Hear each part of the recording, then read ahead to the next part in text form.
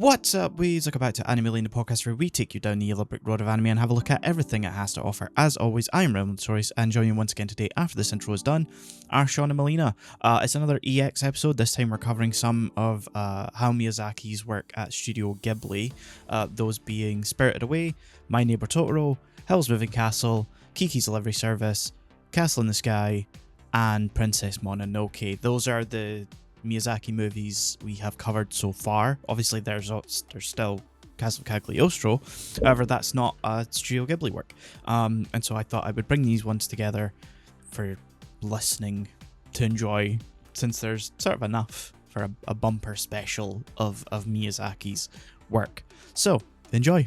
I will state, I'm going to be first for once, that the main word that comes to mind when I was watching this movie is creative.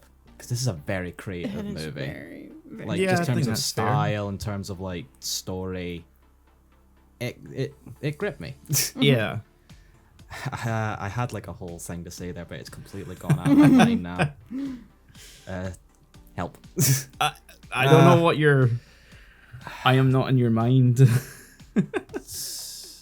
Do we want to come back? Yeah, come back to me. Melina, your thought. I want to go last That's on this. To me, it just really felt like a folktale, kind of, where people are like, "Oh, that's the abandoned building, and it leads to this." Yeah. And, you don't tell kids to necessarily scare them, but to tell them the stories of the place, and it's like done in a very wholesome way, where you can imagine, like as a child, you hear those stories and you put yourself in those stories, kind of. So it was very fun to see from like a child's perspective how they would experience a folktale. Yeah. A very elaborate Yeah. folktale. And very nicely done. Yeah. Very stylized folktale. Oh yeah. Mm-hmm. So I don't want to be the prick in the room. Oh, you didn't like God. it, did you? No, it's not that I didn't like it. I've seen more Ghibli stuff. Spirited Away was one of the first. I think probably the second Ghibli movie I seen. I think the first one I seen was The Cat Returns. But Spirited Away was like magical the first time I seen it, and I hadn't seen it in 10 years, 8 years, something like that. And so I was like, yeah, sure, I'll watch it again. Having seen more Ghibli stuff, I'm wondering why this is the one that won the best Academy. I will admit, as much as I did like this movie, I was sort of, by the end of it, I was sort of like, really? This is one of the greatest films of all time, apparently? I'll not knock it for its soundtrack, for its animation. I will knock it for its story and its voice acting, because this is one where I did not like either, like voice track in particular. I had issues with voices on both sides of it. Because I was like watching it and I'm like, oh, that's Lilo. I'm like, oh, I can't put up with her as Chihiro. The first thing I noticed, because I also watched the dub, that like, oh wait, that's Lilo. Yeah, that's so weird. Lilo from Lilo and Stitch. Oh. That's the voice actress. We've also got the voice of Ham. Yes. He's in it as the assistant manager, like the hotel. I just remember this one scene where he's like sort of dancing when No Face is giving off all, like the gold, and you can very clearly tell it's like Ratzenberger or something. Bob Bergman, I think, is Ham, but No, you're right 'cause that Ratzenberger is also in this. Yeah, but because is he like the voice of Squidward or someone? Because I know the voice of Squidward's in this movie is the foreman. I think so. I think you're right. Yeah, because a lot of this cast has been in Disney or Pixar movies. Yeah. I just knew it was Squidward because he, at one point in his line, he goes full Squidward. Yeah. And I was like, oh, it's him. Yeah, because you got Bob Bergman and John Ratzenberger. Yeah, I think that's his name. Because I guess contextually is that, when it won Best Academy Award for Animated Picture, I think it was Disney that picked it up. Yeah, because I did look this up. John Lasseter. He's got an introduction on the Blu-ray for it, which I watched and was like, ugh. He's like a fan of Ghibli, and I think the Wikipedia page for like this movie, I think stated he's like a friend of Miyazaki. Yeah. Yeah, so like Friend. Yeah. I don't think That's anyone is friends with Miyazaki. That's what the Wikipedia page says, and that's what I'm going with. He may think he's friends with Miyazaki. I doubt he sees it. I doubt Miyazaki sees it that way. Yeah. We'll get into that We'll get into him. eventually. But Lasseter actually got Disney to secure the distributing rights for it in the West. So Yeah, because they why. had all the Ghibli stuff up until I think 2016 or something like that, and then I think it was when they finally kind of shuttered Buena Vista.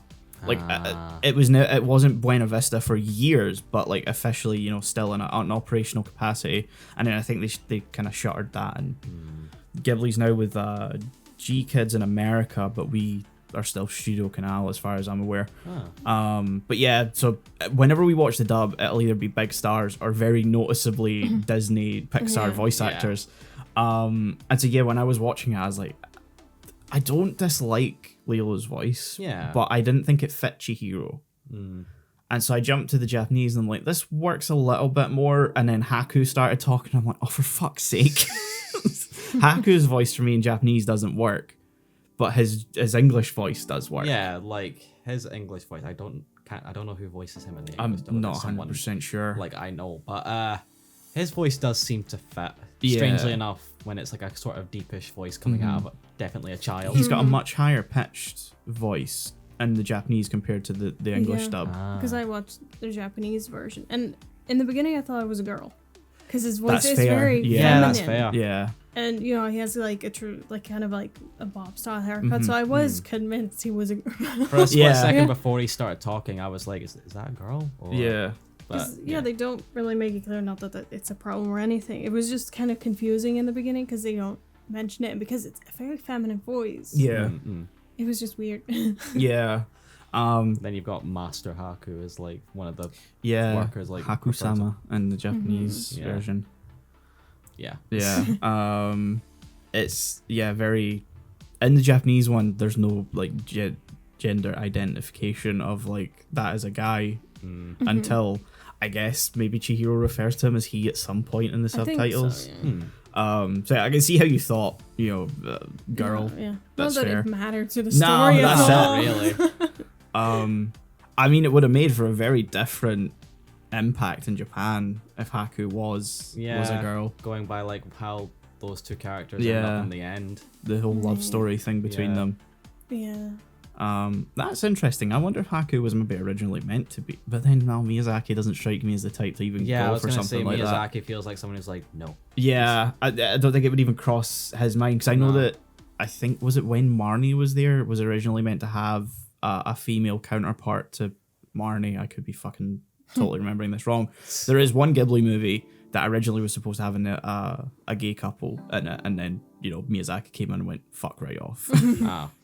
Great. So yeah, I don't know, like, I think watching it again, there's you know, much better Ghibli stories, especially from Miyazaki. I don't know if for me might ever top Nausicaa.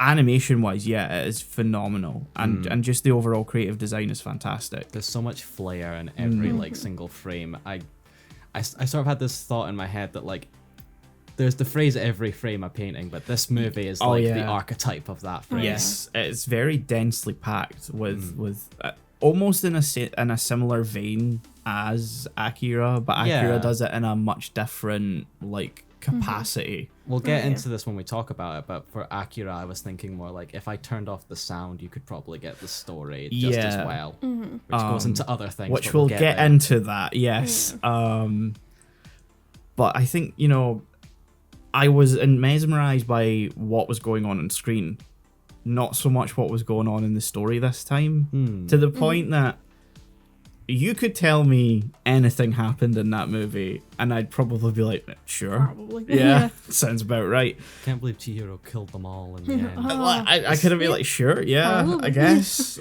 The genocide cut. I don't know. I think the story just, for me, I didn't vibe with it this time. It was weird. And I think every time I've tried to go back and watch it again, I've ran into the same issue where I get 10 minutes in and I'm like, yeah, I turn it off. I'm like, I'd rather watch any other Ghibli movie that I've seen anyway. I haven't seen Tales for Earthsea, so, you know, we'll get there.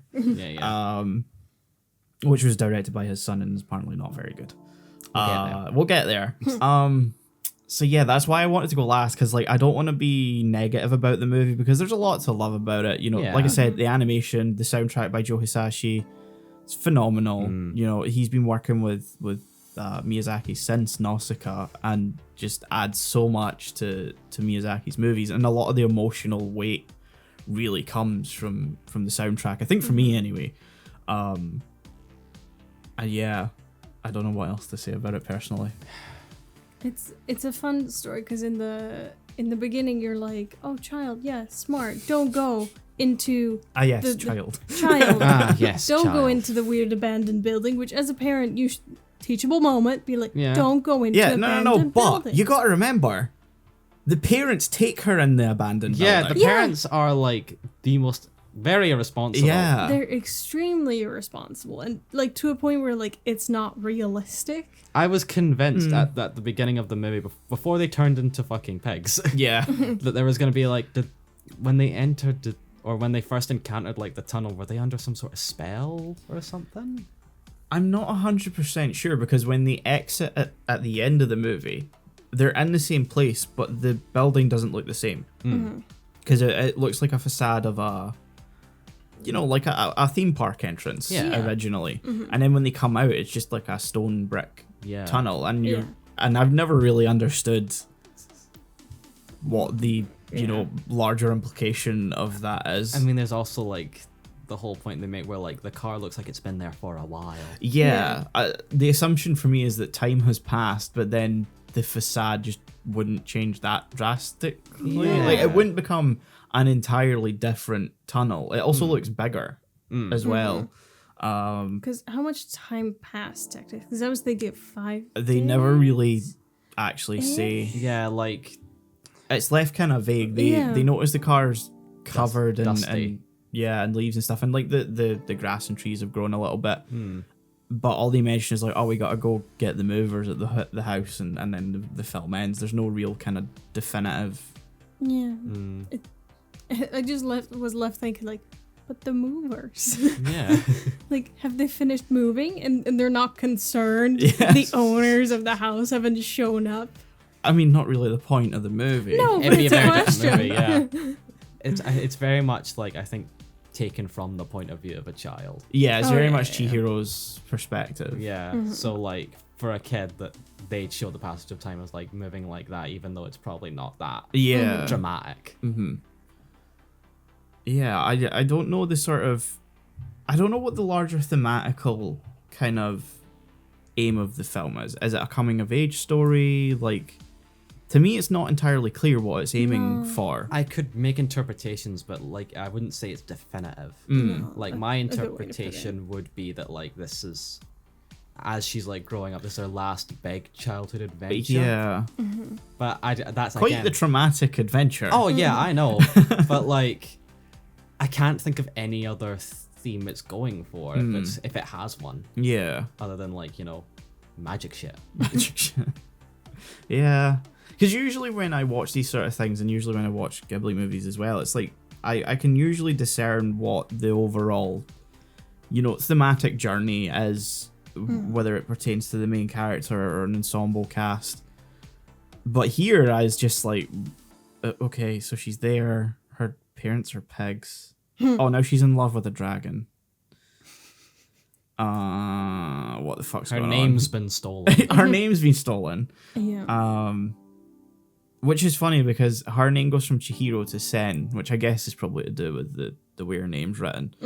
And then Haku is Kohaku. Yeah. Yeah. As soon as they revealed it, I was like, well, that's not very creative. I feel like Yeah. he could have Yeah, figured like- that out on his own. Yeah, Like there's you had not. two distinct names for Chihiro, but like Haku just gets like the first part of his name just cut. Yeah, and I The felt witch like wasn't being very lazy that day Yeah. when she wrote his Yeah. contract. I'll just take this part. I guess it just must be written with two characters, Ko and Haku.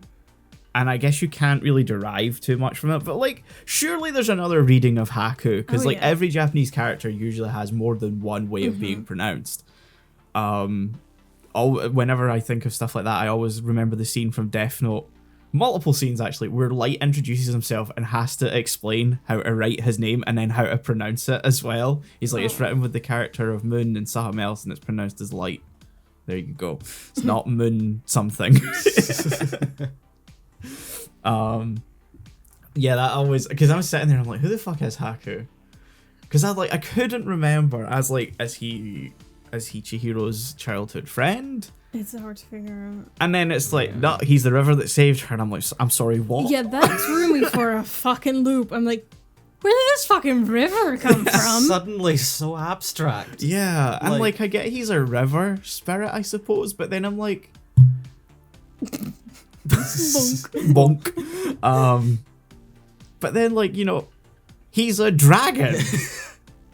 Water dragon. Like, surely, just make him a dragon spirit or some shit that happened to be there and rescue Chihiro, not the actual river itself. I guess it maybe ties into, like, Miyazaki's constant kind of, like, usually he has stuff to do with environmentalism within his movies, and I guess that sort of ties into, like, the fact that she mentions the river had been, like, filled in and like, you know, apartments were built over it. So maybe I'm grasping at a straw with that, though. Like, you know, when you have a reveal, you should kind of hint at it before, so it doesn't just kind of hit you in the fucking face. There is one sole hint, and it's when they fall down the elevator shaft and the onsen, and there is a flash in Chihiro's memory of her being in a river. That is the only hint you get. Being in a river. Yes. That's not drowning. No, and she's falling, like, hanging on to Haku when he's, like, freaking out, and that's when she has, like, this. Yeah. So I guess him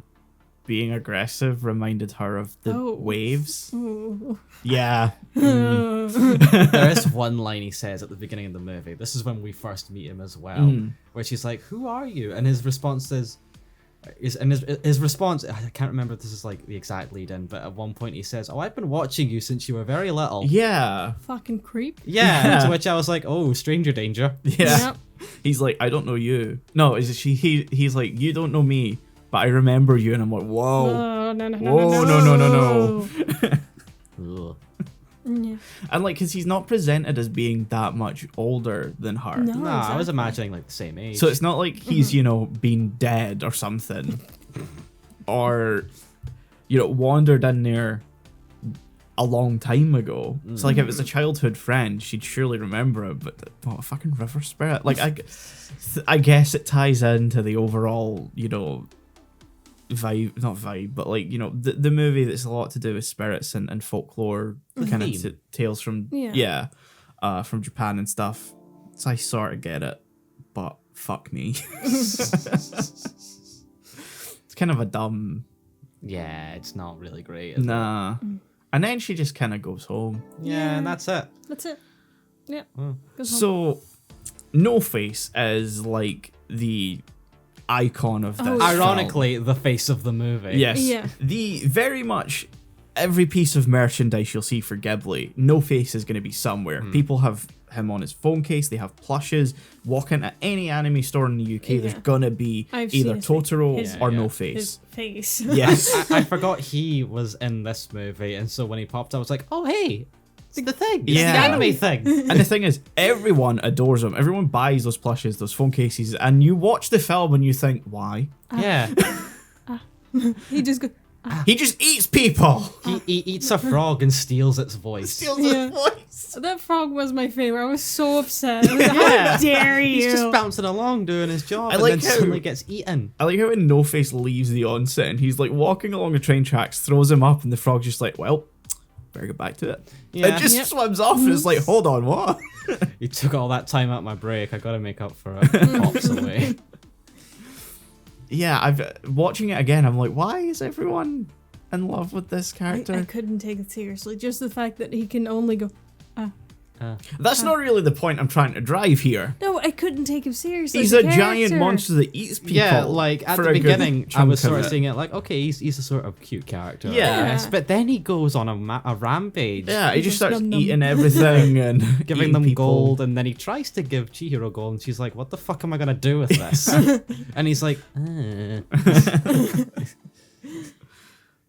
Yeah, It's totally weird when you've seen the film that's like the face. Yeah. Because there's a lot of like social commentary to be pulled from it, I think. Him as a character, like, I here's guess. the gold. Everyone, take the gold. I will not eat you. Here's Capitalism. the gold. Capitalism. So it was not fantasy, but weird, like how much emphasis they put on. Yeah. There's this guy just handing out fucking gold. Let's go. I mean, it seems like they kind of operate on like if you get a high paying customer, you're the one to benefit from Yeah. it. Mm. Which Keep the tips. I keep the think. tips, All the yes. tips. Which, you know, Good. pay your workers a fair fucking wage. Yeah. Yeah. Because every scene we see, oh fuck, what's her name? Len. No, the old woman. The what? Oh. Which, yeah, she has a name. Yeah. Grandmother. Yaba something or other. Yababa. Yababa. That's it. She's just like looking at gems and stuff. Go. Yeah, she's literally sitting there like before she finds out about No Face, just sitting inspecting gems. Yeah. And then quickly like puts them in a box, and I'm like, what the fuck is going on? She also has a very big baby. A very big baby. Very big Very baby. big baby. And the baby's name is Baby. Baby. that gets turned into a rat. Yeah. A chunky little rat. Chunky little rat. The witch isn't good with names. That's why she steals them. So what will you name your child? You've, created all these false names. Baby. Baby. Baby. Baba. It's very verbose, baby. Yeah. Yeah. Like, it's unclear whether he can talk or just cry at some points. Like, he talks, but he also just fully cries. Yeah. I'm like, Yeah. once you get past the crying state, you move on to the talking phase. Yeah. You can communicate your feelings. And he can talk.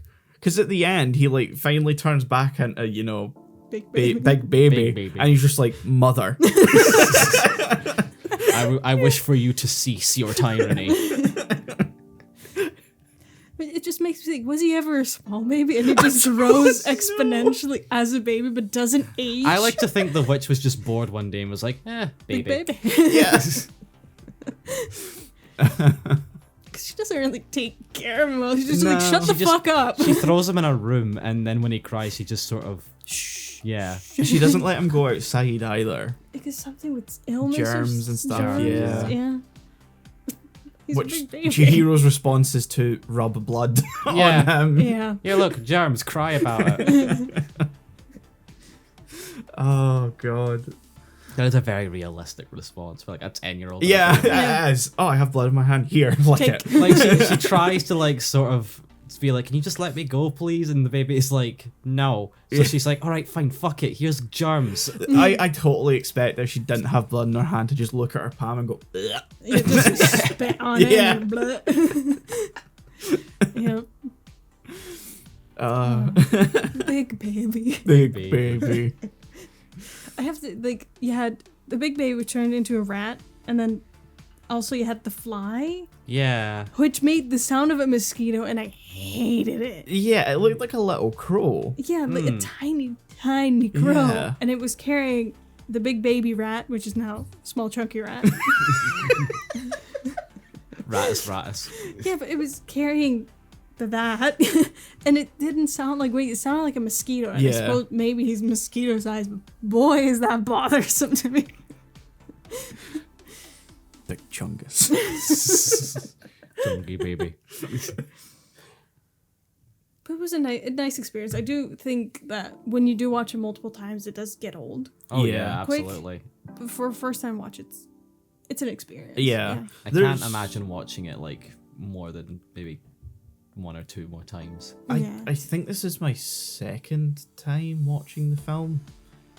And I think the first time I fully watched it, at least, was in 2014. I think I had seen it on TV before that, but it was filmed for after school. So it was like, come home, it's probably like 20 minutes in, and there's like ads Yeah. constantly Yeah. throughout it. This isn't a short movie. It's not. No. I brought up the runtime and I'm like, oh fuck, it's 2 hours. Which was not my response to Akira either. I like pulled it up and I'm like, cool. We keep picking 2-hour movies. We do. Yeah. Which is interesting because I always think, like anime movies, like they don't go for long run times because it's Nah. not indicative to the animation process, really. And then like we keep picking 2 hour 2 hour movies, and I'm yeah. like, Yeah. these aren't common. These are rare. Why? How do I keep doing this? So yeah. We talked about Big Chungus and his mosquito crow.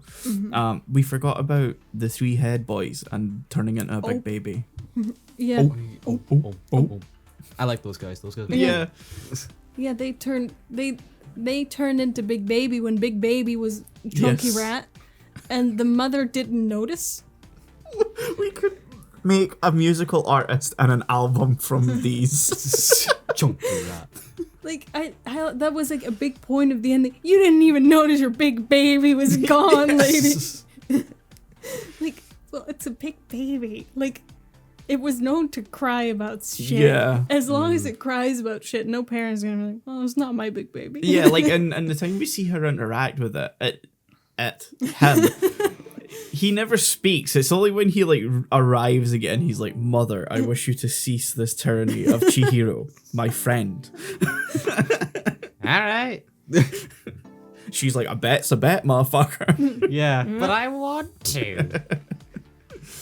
And then like the onsen just cheers when Chihiro gets it right, and I'm like, didn't you all hate her for being a human? Yeah, you had Yeah. this whole thing. Like, ew, you smell like human. There was a lot of human racism. Oh, there Yeah. was.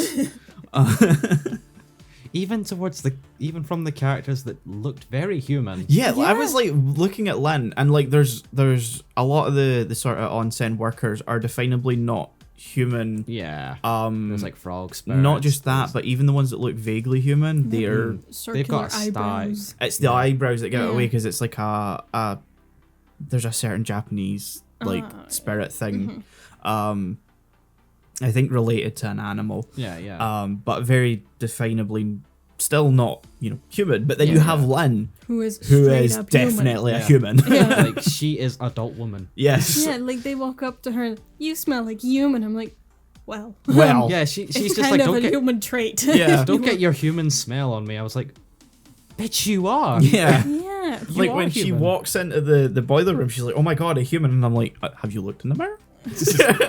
Like, why are you scared of this? Yeah. Like, Yeah. what will happen to you when you encounter another human? I guess if you stay long enough and eat enough of the food, you forget or become like a spirit I yourself. thought that could have maybe. been like a plot point, but it's never really brought It's up. never really No. touched on, no. But again, like you mentioned, it's mainly from Chihiro's perspective. So Yeah. Yeah. I guess a lot of that stuff is just kind of Glossed it's over. not an excuse for brushing over stuff like that. Yeah, but if that's like the style the movie's going Yeah. for, then you can sort of forgive it a little more. I think Penguin Highway did this better though. oh yeah, Oh, absolutely. for sure. Where it was all from a child's perspective, but there were childlike explanations Yeah, for everything. like they went more clear on that. This is from his perspective. Yeah. And whereas Chihiro, it's like she either doesn't care, she's just like that, don't care, I Don't do not care, I still don't care video. She's like home, parents, food. Get me the fuck out of here. Okay, so score. I do want What to do we state wanna- one more thing just before we go. I do want to state the best character was Kamaji because he reminded me of Eggman. He's like a skinny Eggman, a non-rounded Eggman. Yeah. Yeah, With I extra almost wish he arms. had Eggman's voice actor. Yeah. It would have fit very well for him. I was expecting Mike Pollock. Yeah. Like I was so ready for him, and when he didn't, I was almost like, oh. I was sort of thinking, like, who the hell does he remind me of when I was watching the movie? And yeah, you're right, it's Eggman. Yeah, I loved him just for that. His arms Yeah. freak me out, though. Oh, There is no definable explanation or reason as to why they stretch and move like yeah, that. but also, why does he have to sleep in the basement? I don't know. Everyone else has like a nice sleeping quarters, they all sleep in the little room. He's and dedicated to his he work. just lays there. I could pull the interpretation that you see it falls apart if you think about it too much, but like he looks almost human just with extra arms, so that could be it. But like Len exists. Yeah, I think So- he's more sort of like a spider person. Yeah, but like still human. Yeah. Yeah. There's too many people working in the onsen that I look know. human-esque. Yes. That's why I was like it all falls apart Yeah, if you think about I- it more than 2 seconds. He's either dedicated to his craft or fucking, I don't know. Done with everyone's shit. Yeah. To be fair, I don't think he likes anybody else. No, yeah, that's No. fair. He's probably like, I fucking prefer it down here where there's no one to bother me. It was very wholesome when like Lynn was like, "Who is this?" and he's just like, "Oh, that's my granddaughter." Yeah. Just doesn't give a shit. Granddaughter. I'm like, oh. Like, Yeah. like, hey, I got you. My next question would be like, can you even reproduce? I was like, Where are the I extra don't want to go arms? into this, but you know, it's could be. Yeah. There is one other thing as well. This is like the only time I'll bring this up Mm. because given this, the way I was watching this, sometimes I was watching it with subtitles, Uh-huh. but the subtitles are based on the Japanese. Yeah, there's no script. closed Oh, yeah, captions yeah. for Yeah. the dub. So I was able to notice like one or two like differences. Nothing major, but like one thing I did want to bring up, like specifically just this one. During the with the stink creature scene. The stink where, like, boy. yeah. Big old smelly. But in like the bath, like when Lynn comes to help, this just fascinates me. In the dub, she specifically says, "Oh, I've come here to help you." Uh-huh. But in like the subs, like she actually states, "Oh, I asked Kamaji for help, and he's sending the best water, and I've come to help too." That's probably a lip sync issue. Probably, yeah. I Oh, just thought yeah. it was like fascinating that like, oh, this is an extra detail they didn't go into in the dub for some Yeah, reason. because it's an interesting thing where sometimes Japanese can take a lot longer to say something really simple, but it can also take way quicker to say something extremely Yeah. complex. I did think it was something along those Yeah, lines. so it's probably just been like an ADR issue Yeah. where like they've tried to match the flaps and you know. Yeah. Uh, There are other small things, but there's nothing really worth a talking lot of it about. was like very just small, like yeah, that'll be to do with There's sentence restructure, Yeah. like Yeah, a scene, but exactly. past that, yeah. I have some Um, notes, but like nothing really noteworthy. Yeah, I picked up on a couple of small differences just when I was like, do I want to watch English or do I want to watch Japanese? And the truth is, fucking neither. I finished it in the English dub.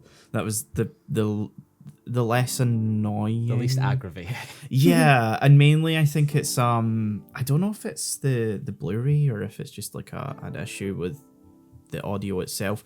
The sound mixing for the Japanese version is just a bit odd to me. I don't know if it's any different on Netflix, but on the Blu-ray, like Wouldn't know. the sounds just. Yeah, I don't know. They didn't sound right. Huh. But and like they're both 5.1, so it's not like stereo surround thing. yeah. It's like they're the same, so I don't know why they're different. Anyway, so yeah, scores. Scores. I will give this a 7.5. I'd say. I think it's a solid 7.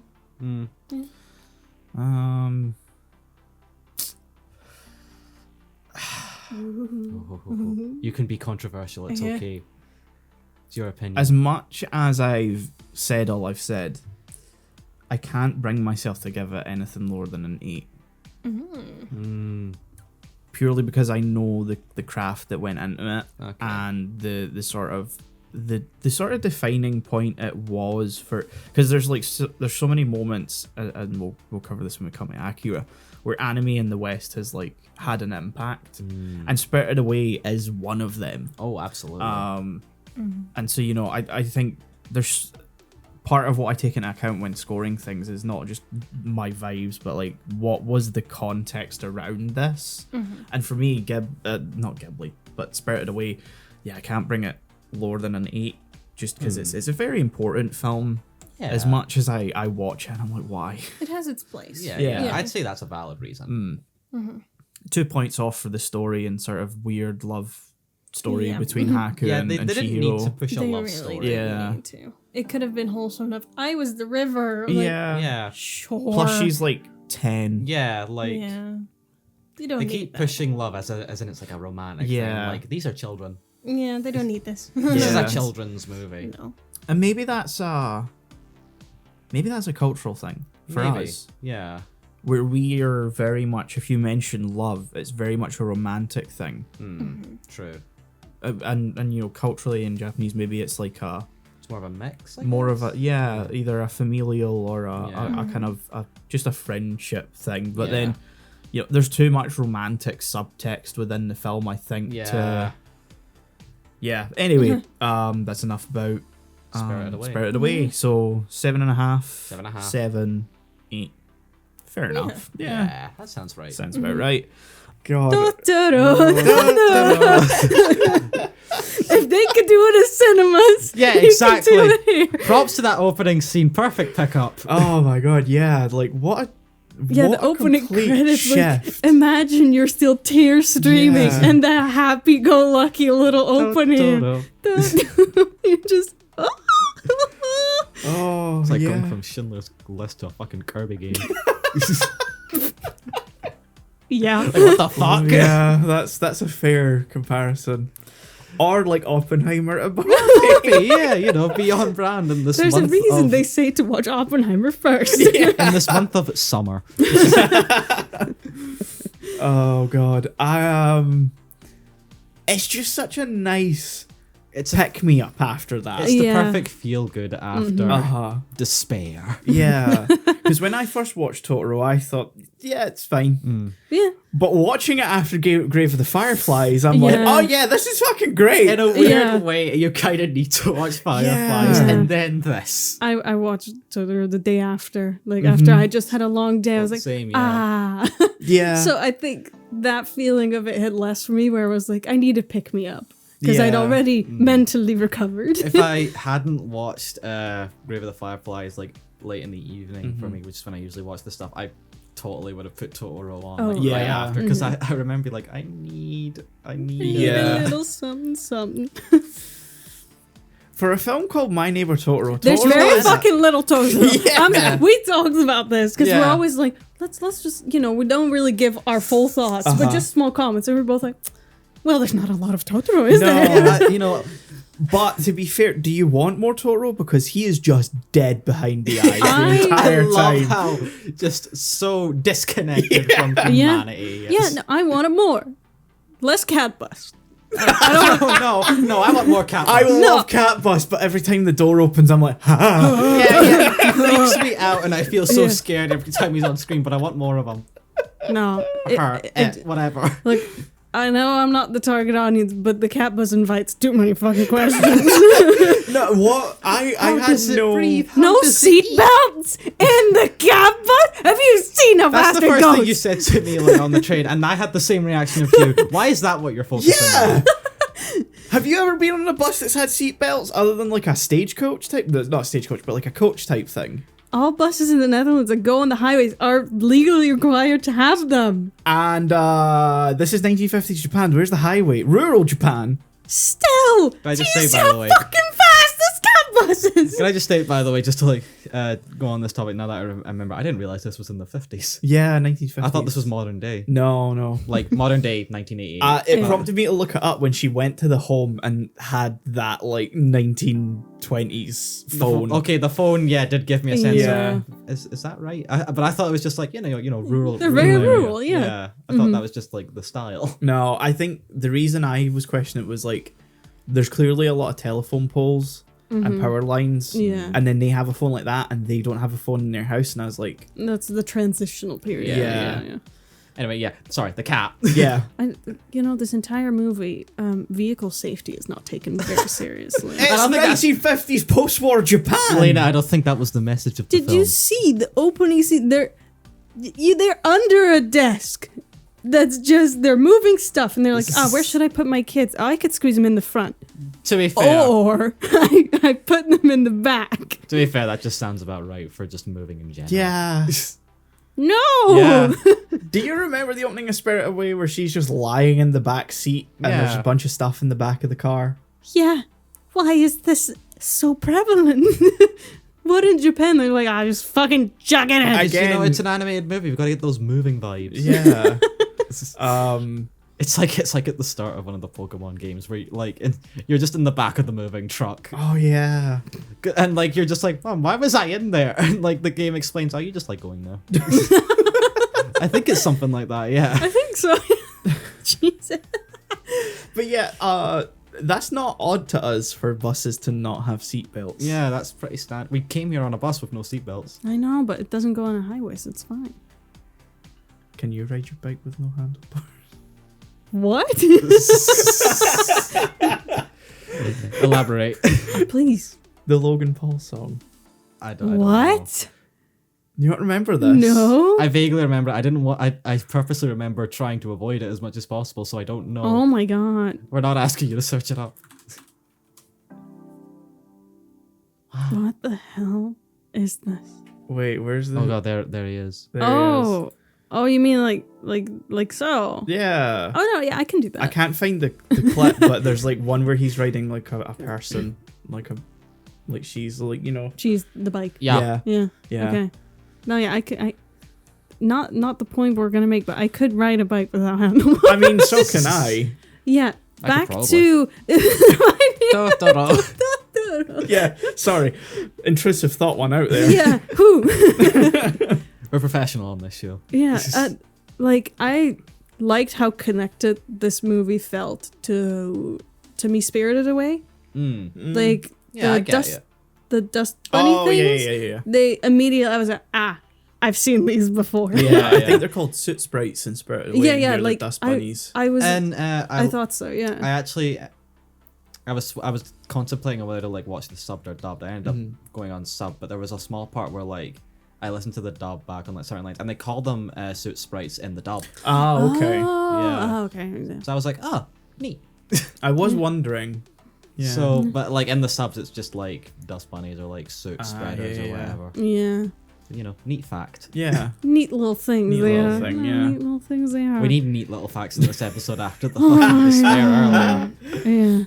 Yeah. Going back to Cat Bus real quick. Love that sentence and everything it May stands for. is not a destination. No. No. No. No. That is a person. How did, I had to ask when the sort of destination. Oh, but my thing question was is if a done, seatbelt go too far. how does that feel to the cat? 'Cause that feels like it should be painful. Yeah. Is it tickling the wrinkles of its brain or? Also, Well, like Totoro of the Rain. the cat Like he's bus, just vibrating as it's happening. He's like, yes. cat bus is responsible enough to have lights, but the lights are rats. Oh yeah. The brake lights. Yeah. The brake lights. It has brake lights. I love but that. No, There's a cat bus code that he has to follow Yeah. for safety.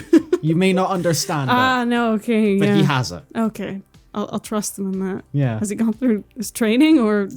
Trust me, bro. Okay, fine. I love the scene where he's like crawling along the electricity wires. Yeah. And like most of his arms are just. Fucking, that was. I watched My Neighbour Totoro with Manuel and I was like, that's fucking Appa if I've ever seen it. Yeah, that's what I thought the same thing. And this one was yeah. Get motherfucker.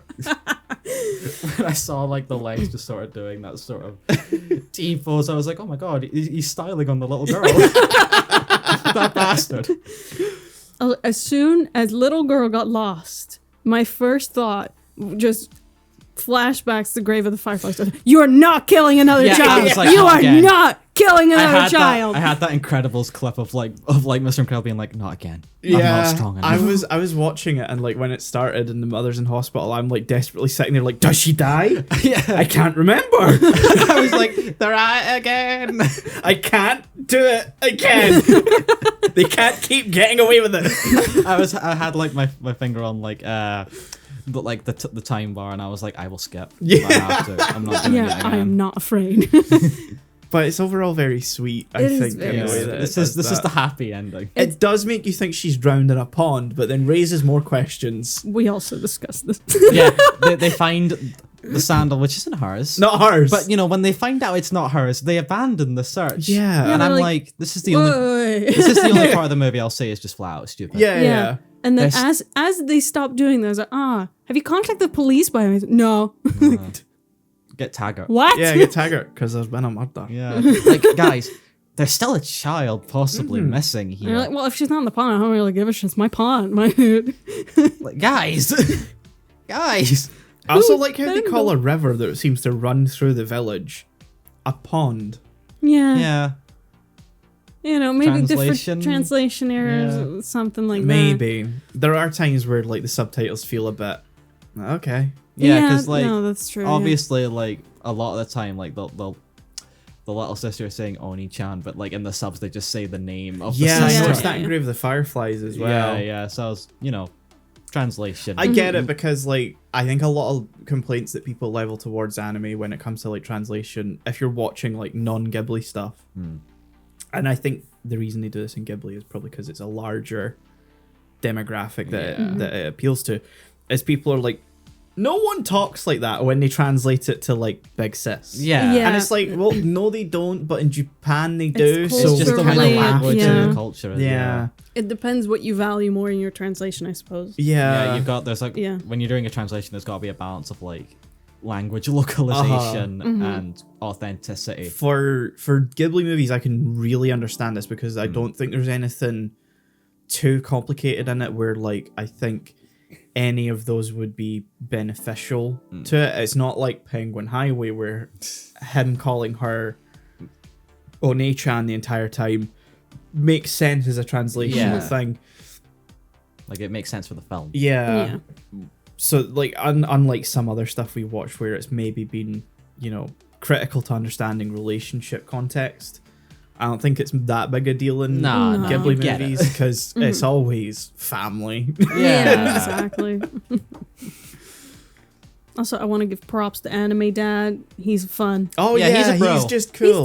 He's the cool dad. He is a Yeah. very archetypal anime dad in that he's basically just never around. Yeah. Yeah, he's always working, But but, he's you fun. know, at the very least, he plays with them and stuff. Yeah. And, Yeah. like encourages their like Exactly. imaginations, which you know, a lot of dads don't do that. Yeah, so, I think a lot of anime dads could be quite dismissive yeah. in these movies. I mean, we've seen stuff in like, which one was it? Was it Belle or like the one where like the dad's like the mayor? I forget which one. Oh, it that is. was your Oh. name. Is it, yeah, it's Yeah. your name. I was like, is it either that or Withering with You? But I was gonna say Belle's dad's sort of disconnected, but it's more in like a Yeah, he was just- hands off kind of. I'm gonna let her Yeah. come Yeah, he's when just she's ready. more just sort of Yeah. hands off. But like, my point is that like we've watched a lot of stuff recently Yeah. where like we see that kind of dad. So seeing a very encouraging, albeit still sort of distant, Yeah, is sort of refreshing. I mean, granted, it's a common thing in anime where it's like the parents are just either never mentioned or just are never around. Yeah, at least they give an excuse for the mom not being. Yeah. around. Yeah, but, like one moment that particularly stood out to me is like they're in the bath and they're like, "Oh, I'm so scared of Big him." I was like, "Oh, we'll just yell him away." Yeah, we'll just Yeah. laugh away. That's a Yeah. very like Dad. errant thing. Yeah. to Yeah. get.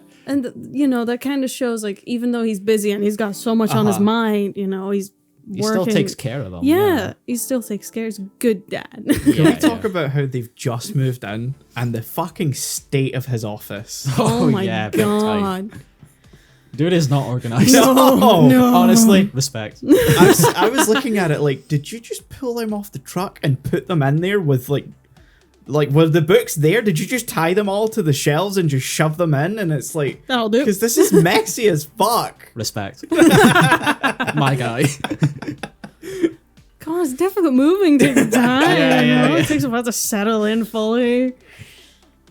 Also, the house is haunted. Like, there's Yeah. this kid. Your house is haunted. I'm glad we never spend much time in the house because the layout Yeah. makes no fucking sense to me. No, We're getting sort of Shining vibes of like this layout makes no fucking sense. no. Like the No. axe shrinks in size and then grows again Yeah. when you go outside. Because like I sort of get the downstairs where it's like a lot of traditional Japanese homes have like the sort of like hallway that runs around the center room. Yeah, yeah. Like that's quite common, but even then, like the way it connects to everything else just doesn't compute in my brain. Because it was like Just don't think the about it. kitchen was separate. Like Yeah. the bathroom was next to Normally the kitchen. the kitchen Yeah. leads into the bathroom. It's quite common for Okay, Japanese okay. homes. For a certain point, I was like, "Is this like a bath house?" They've just sort of Yeah. gone, Yeah, "The only house it is kind of this." feel like that at times. Yeah. Their bath is, I get it is a traditional sort of Japanese Yeah? Oh, bath, okay. but like, it can't be comfortable. No. I'll admit at a certain point, and this is purely because of my obsession the last few months, and because I had played Resident Evil 7 not long after. The layout of this sort of reminded me of the Baker House sort of. I kind of estate get it. and that thing, and I was like, that's not the vibe you want for this No. feel good movie because that's a fucked up house. Yeah, you can really see the lack of Totoro in the fact that we've basically not actually talked about him. No, but he's a cool little How guy. do you talk about him? He just kind of does Big. stuff. He's a big fuzzy guy. Like I love him. I'd get a plush of him, but Oh Same. yeah, yeah. I saw Cat Bus again, and Totoro again was like, Yeah, honestly, I just start to look up like, can I get this? Yeah. Totoro plushes could get fucking expensive. I know. Yeah. It was that and like, what questions am I going to get from like my family? Just see a random plushie because I don't get plushies. What Yeah. gets me is they're so expensive, yet that's got to be the one piece of anime merch that fucking sells. Absolutely. Because even God. people who have never seen a Ghibli movie, They know totally. they know Totoro. Yeah, like I knew nothing about this movie itself, but if you show me the guy, I'm like, oh, that's Totoro. I know that's Totoro. It helps he's in the logo. He's literally Yeah. their fucking logo. I don't know why he's the logo, but at the same time, I get why they'd want to make him Yeah. the logo. Yeah, he's done nothing to deserve it, No. but I get it. But you know, he's a fuzzy big guy. Yeah, he plays the flute. The wooden tutor. The word, yeah, Tutor. because I said he's just chilling in his tree playing his instrument of some sort, and you just replied wooden tutor, He plays the wooden tutor. and I was just like, it would, it too, it fits. Because it's Yeah. not really a flute. It's like this big. It's sort of like a cup Yeah. Yeah. that makes music. And I didn't realize that like there must have been holes on it until you see Like the kids up in Yeah. the tree with I was them. like, it's an ocarina type of thing. That's what I Yes, thought. this yeah. was like a really weird through line between both of these movies. Yeah, because one of the fucking soundtracks in Graves of the Firefly, for like a split second, it sounds exactly like the ocarina in Zelda. the main theme basically has like an ocarina type Yeah. instrument there. It was to the point where like I did like the sort of dog going up sort of thing when I heard it like gross. it was weird because that's a game I attribute with like very happy memories. Yeah. So you're getting Fireflies was like the fuck. Yeah. I don't know what to feel.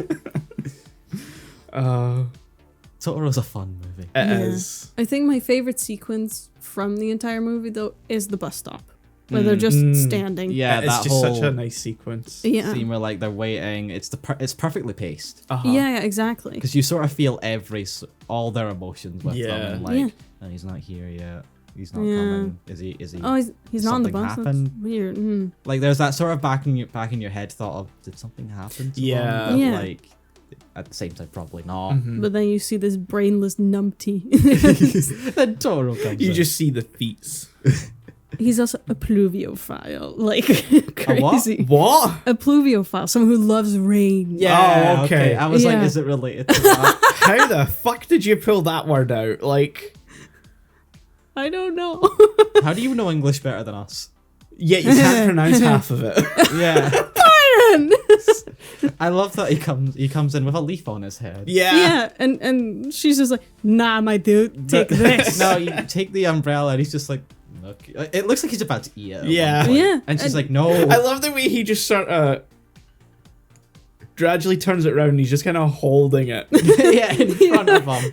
No, And no, then no, she's no. like, no, like this. And he's like, Ah. and then like the rain starts to hit his like ear thing because it's pressing up into Yeah. the umbrella, and he's like, ooh. Oh, boom. And then he jumps. Neuron activation. Also, while this is happening, there's a frog just in front of them. Yeah. Yeah. And the frog makes a very non-frog noise. Yeah, I'm not sure if it's supposed to be some sort of It's a bullfrog. like meaning. Bullfrogs But do not Again, go, another weird fucking thing that connects these two movies because Yeah. they mentioned bullfrogs in Grave of the Fireflies Yeah. like, as they well. eat frogs at one point. They Yeah. dried Fireflies. them. I don't know if they ate them, but I mean, they talked about it. yeah, they talked about Yeah. it. They probably have. Yeah. I mean, it's war. Totoro. Totoro. Totoro.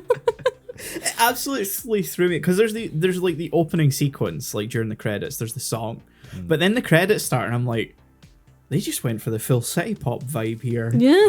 and it caught me off guard. I sort of talked about this to you, and like, because we were talking about like, oh, this probably has a lot of nostalgia for a lot of people starting in the childhood, and like, this is gonna sound really weird, and this is just a me thing, but like the opening credits remind me a lot of like British kids cartoons. in, I like, get the ya. 80s. Okay, cool. I'm not insane. So like, I got that immediately, and I felt sort of proxy nostalgia Yeah. for that, and I was like, huh. This is hitting me probably the same way people who actually grew up with this is Yeah. right now. And that's weird. It's weird these two movies together because one of them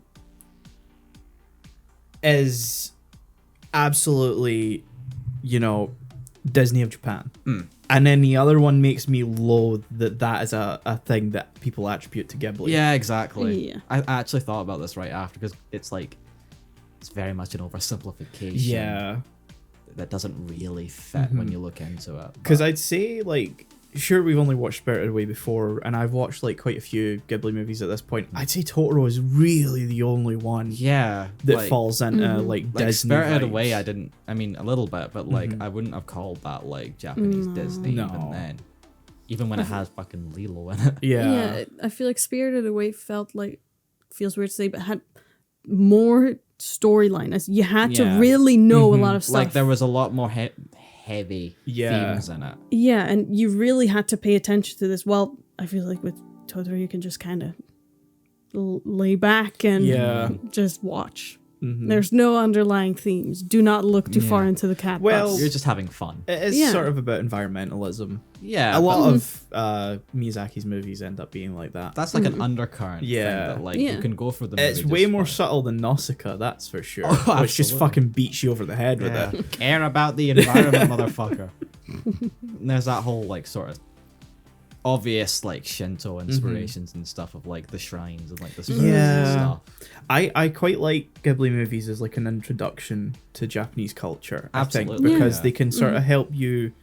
They'll feed you the little bits of it, and it's Yeah. then if you do end up watching more anime, you'll find Mm. more of the in-depth Yeah. information as you go along. But I think it helps reduce that culture shock. Yeah, It's very easily digestible as content, for sure. And it will be a very good way to kind of ease you into it and be Yeah. like, so these are like cultural norms, like this is things that are normal. Because there are just shrines yeah, Yeah. next to the road in Japan. yeah. I like that to go to sort of more broadly. That's why I'm liking like sort of watching anime with like for like the show or just in my own time. It's like it gives you like a insight into the sort Yeah. of culture that you can't really get from an outsider's perspective otherwise. And I think it's a lot more like from watching anime, you get a lot more kind of subtle yet in-depth cultural context You for sort stuff. of get more of the everyday. Yeah. Yeah. Whereas a lot of other stuff, it's like it tries to either over-explain it or does like the Gets most a bit- generic. I think it gets too academic. Yeah. in sort of explaining it, where this feels very sort of casual. Yeah. This is a Oh good movie. god, yeah, yeah. Like I'm liking it more as we talk about it. Yeah. I appreciate Totoro a lot more this time around than I did the first time. Because you needed to pick me up. Yeah, but I also But not think just that, yeah. Yeah, I don't know if it's just that I appreciate what it's trying to do more now as being slightly older. Because like I mentioned it to you, when I checked to update my anime list last night to like mark it as having been rewatched and mark it as having seen it subbed. I noticed that I had watched it back in October 2014. And I was like, that's almost 10 years ago. Yeah, that's like coming up to 9 in a couple months. And I would have been 17 at the time. Yeah. So just in terms of how much I can appreciate stuff and how much my media knowledge Sort of understanding. yeah, I guess. Experience. Yeah. Yeah. My critical eye is completely different now from back Yeah. then. And so I think I just have a general appreciation more of what it's trying to do as a movie. I think if I watched this at like 17, I definitely wouldn't have appreciated it as much. I still would have thought it was a good movie. I Yeah. just, especially after seeing Grave of the Fire. Yeah. I think if I watched those two back to back at 17, one would have heavily overshadowed the other, even if I did watch Totoro Yeah. like right after. So Good yeah. stuff. It was. Yeah, good stuff. This was a good selection. Yeah. it feels very contrasting, but again, because it was a double feature, I think it works. Mm-hmm. I don't know what else we could have paired up No, Grave of no, the Fireflies with. absolutely. I think we're very lucky that ended Yeah. up happening because we didn't plan We did not plan like initially. like we've paired them up, but like at the time we picked them, I just picked Totoro as like a good contrast. Yeah. And didn't even know until I watched Grave of the Fireflies on Monday night. Yeah, like just a couple like days ago at the time of recording, we didn't know it was originally double bill No. or the production side.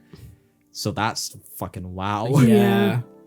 And it's strange to me that in the effort of bringing them all to the West, and the numerous times that they've been re-released, because Disney owned the Ghibli movies at one point, Canal owned them over here, G-Kids now own them in the US, and they've probably gone through other distributors at other points in time. Mm-hmm. No one's ever tried to put Grave the Fireflies and Totoro together as a marketable thing. Which is Understandable. weird because they're very complete opposites, but they fit together really Yeah. well. Like I wouldn't have been surprised if eventually they got like a Blu-ray release where it was just both of them back to back. Yeah, I don't know if maybe licensing prevents that. That's probably it. Yeah. Because unlike like Dragon Ball, where you can buy most of the Blu-rays, movies in a Blu-ray like pack, which I was checking through my Amazon recently and realized I paid far too much for. It was like, I paid for it.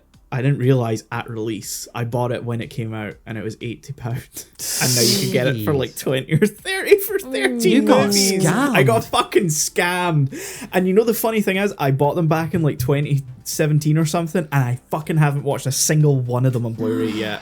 At that point, it's fair. It's a protest. Yeah. But I think because they're all the same franchise, you can bundle them all together. Whereas even though they're all the same studio for Studio Ghibli, I think, you know, licensing wise is probably a bit more of a nightmare Absolutely. to create packs of the movies. Yeah, that's a bit sad. But Yeah. reality. So yeah, scores for Totoro. I will give it a 9. I have some final thoughts. I would Okay. say Okay. for me it's a 7. Mm-hmm. But I think that's mostly because I don't see myself as the target audience, and I understand the score would be higher Yeah. if you relate to it more. Yeah, I will state before this conversation, it was a little lower. Yeah. Yeah. And I do have some problems with the ending where I feel like some things remain unresolved. Yeah. Yeah. And I think using your credits to tie up loose ends should not be done. Yeah, I was gonna say, like, the reason I gave it a 9 instead of maybe a 10 is that it ends really quickly. It does. And Yeah. I meant to bring this up and I've just realized I've forgotten. But like, the ending really creeps up on you to the point where, like, after I watched it, I sort of searched, like, is there a part 2? Yeah, I was like, supposed to watch. how's the mom? How's Like, mom there's a lot of doing? loose threads there that get sorted in the credits, which Yeah, I'll I'm like, agree isn't very satisfying. No. Like, I understand, like, oh, maybe you're short on time, but to me, it doesn't work. Yeah. No. To have your story arc, you need it within the movie It does itself. sort I'm of not feel counting like that. it hits. Oh, we're at 90 minutes. Cool, we're done. It feels like they ran out of budget. Yeah. I was expecting there to be like, is there like a show that continues the story, like a Like, series? is 'Cause there I would like a- watch is that. there like I'm a honestly short? surprised they've never done something like that. Yeah, because it's such a marketable. Yeah. Yeah, it's iconic at this It point. is. I wonder if that's probably just a Miyazaki thing, to be fair. True. Your score? I think 7's a fair score. Like I say, I enjoyed it, but I don't like have a distinct love for it. Yeah, yeah. So yeah, I think 7's fair. Good movie. It does have some issues, like you say. It just sort of ends. I think the pacing can get a bit. yeah, yeah. So yeah. I liked the vibes. The vibes are good. They're very Yeah. cozy. It's one of the Ghibli movies that people talk fondly about. I will say, a lot of people say that this is their favorite one, and I just don't get it. I was close actually I at the like beginning. it. I like the vibes. Mm. I like it a lot more than the first time I watched it. But it doesn't make a lot of sense. No. And when something doesn't make sense, it precludes it from ever being able to top anything Yeah. for me. Yeah, I get that. Because that's basic story. To me, at least, that's basic storytelling. If you confuse your audience, you've not done it Yeah. right. Yeah, And that's I not would- very great. I would say Howl's Moving Castle fails at basic storytelling. yeah, that's fair. That's a fair assessment. Yeah, just in, like, we've talked about it, perhaps it's a more Japanese way of telling stories, but we're very used to a 3-act structure. Yeah. I wouldn't it even. tries, wouldn't but say it that. really doesn't get there. I don't even think this is something we could put down to Japanese storytelling, No. because there are clearly things that just are not in there Mm-hmm. that it sort of, I don't know if it expects you to know, Yeah. because at the end, the scarecrow that's Turnip. Turnip just is the prince of the next kingdom. Yeah, Yeah, you know, just the sorry. next one along. Yeah, I and he says he's laughed going my home. ass. Yeah, I was the same, because it just comes the fuck out of nowhere. Yeah, we've been in a war. This entire movie, there's, like, war happening. Yep. Mm-hmm. And so, oh my goodness, people are dying. And then Turnip Boy is like, I'm a prince. I'll have a word. We'll stop the war. Yeah, I'm like, Yeah, yeah. that easy? His War? introduction That is easy? fully. Thank you, Sophie. I'm the prince from the next kingdom. I'm I gonna go love home. you. I love you. I'm gonna go home and stop this war. And it's like, Bye. It's like, huh? can't believe I keep bring up stuff like this, but it's like the end of an NES game and it's just a block of text Yeah. explaining the end of the story. Yeah. Yeah, like it's it just goes so far. Like, so Sophie kisses him. Yep. Like Yeah. in a friendly way. Yeah. Mhm. Not in a romantic No, way. no. He's like, the one true love. Thank you. I am a prince. I should have stopped the war. And then Grandma's just like, nah. Also, Fate's a fucking arsehole if that's his true love, and she's in love Yeah. with someone else. Yeah. Life's a bitch. I know, right? I really want to point out that the subtitles legitimately just say, I'm the prince from the next kingdom. Yeah, just the next What one along. kingdom? You mean the next one over or the next one coming? Yeah, like, what do you mean? What? Who are we at war with? What kingdom? I don't even know what kingdom we're in. No. Yeah. Does it get a name? No, I don't think so. No, there's flags of so many Yeah, things. there are flags, there are parades, there's a military. There's Eh. weird blob creatures that Howl fights, and I don't know which ones We from. don't talk about- They it's who terrible. work for the witch, but like Yeah. it's never fully explained. No, it's Yeah, so no. bizarre. There's a lot that's implied in this Mhm. movie instead Yeah. of outright like stated, which can work, Yeah. but not like this. There's clearly No. some like allegory of war, and probably specifically the Japanese perception Yeah. of like World War II and the fire bombings and stuff like that. The weird thing is, I got more just on the aesthetics. I got more World War One. Possibly. I mean, I can only say that Yeah. the allegory's there because that would have been Yeah, like their I, experience. that makes a lot of sense. Yeah. Yeah. But like just based on purely like the time period, I think they're trying to go for in terms of the aesthetic. Yeah, 'Cause yeah. To me, it felt very like late 19th, early 20th century, which hit me with the war. It was like, okay, very World War One, like with Yeah. the airships and stuff. But Yeah. maybe it's supposed to be a mix of that in World War Two. Possibly. I mean, fantasy world, so Yeah. it's not going to Yeah. be 1-to-1. No.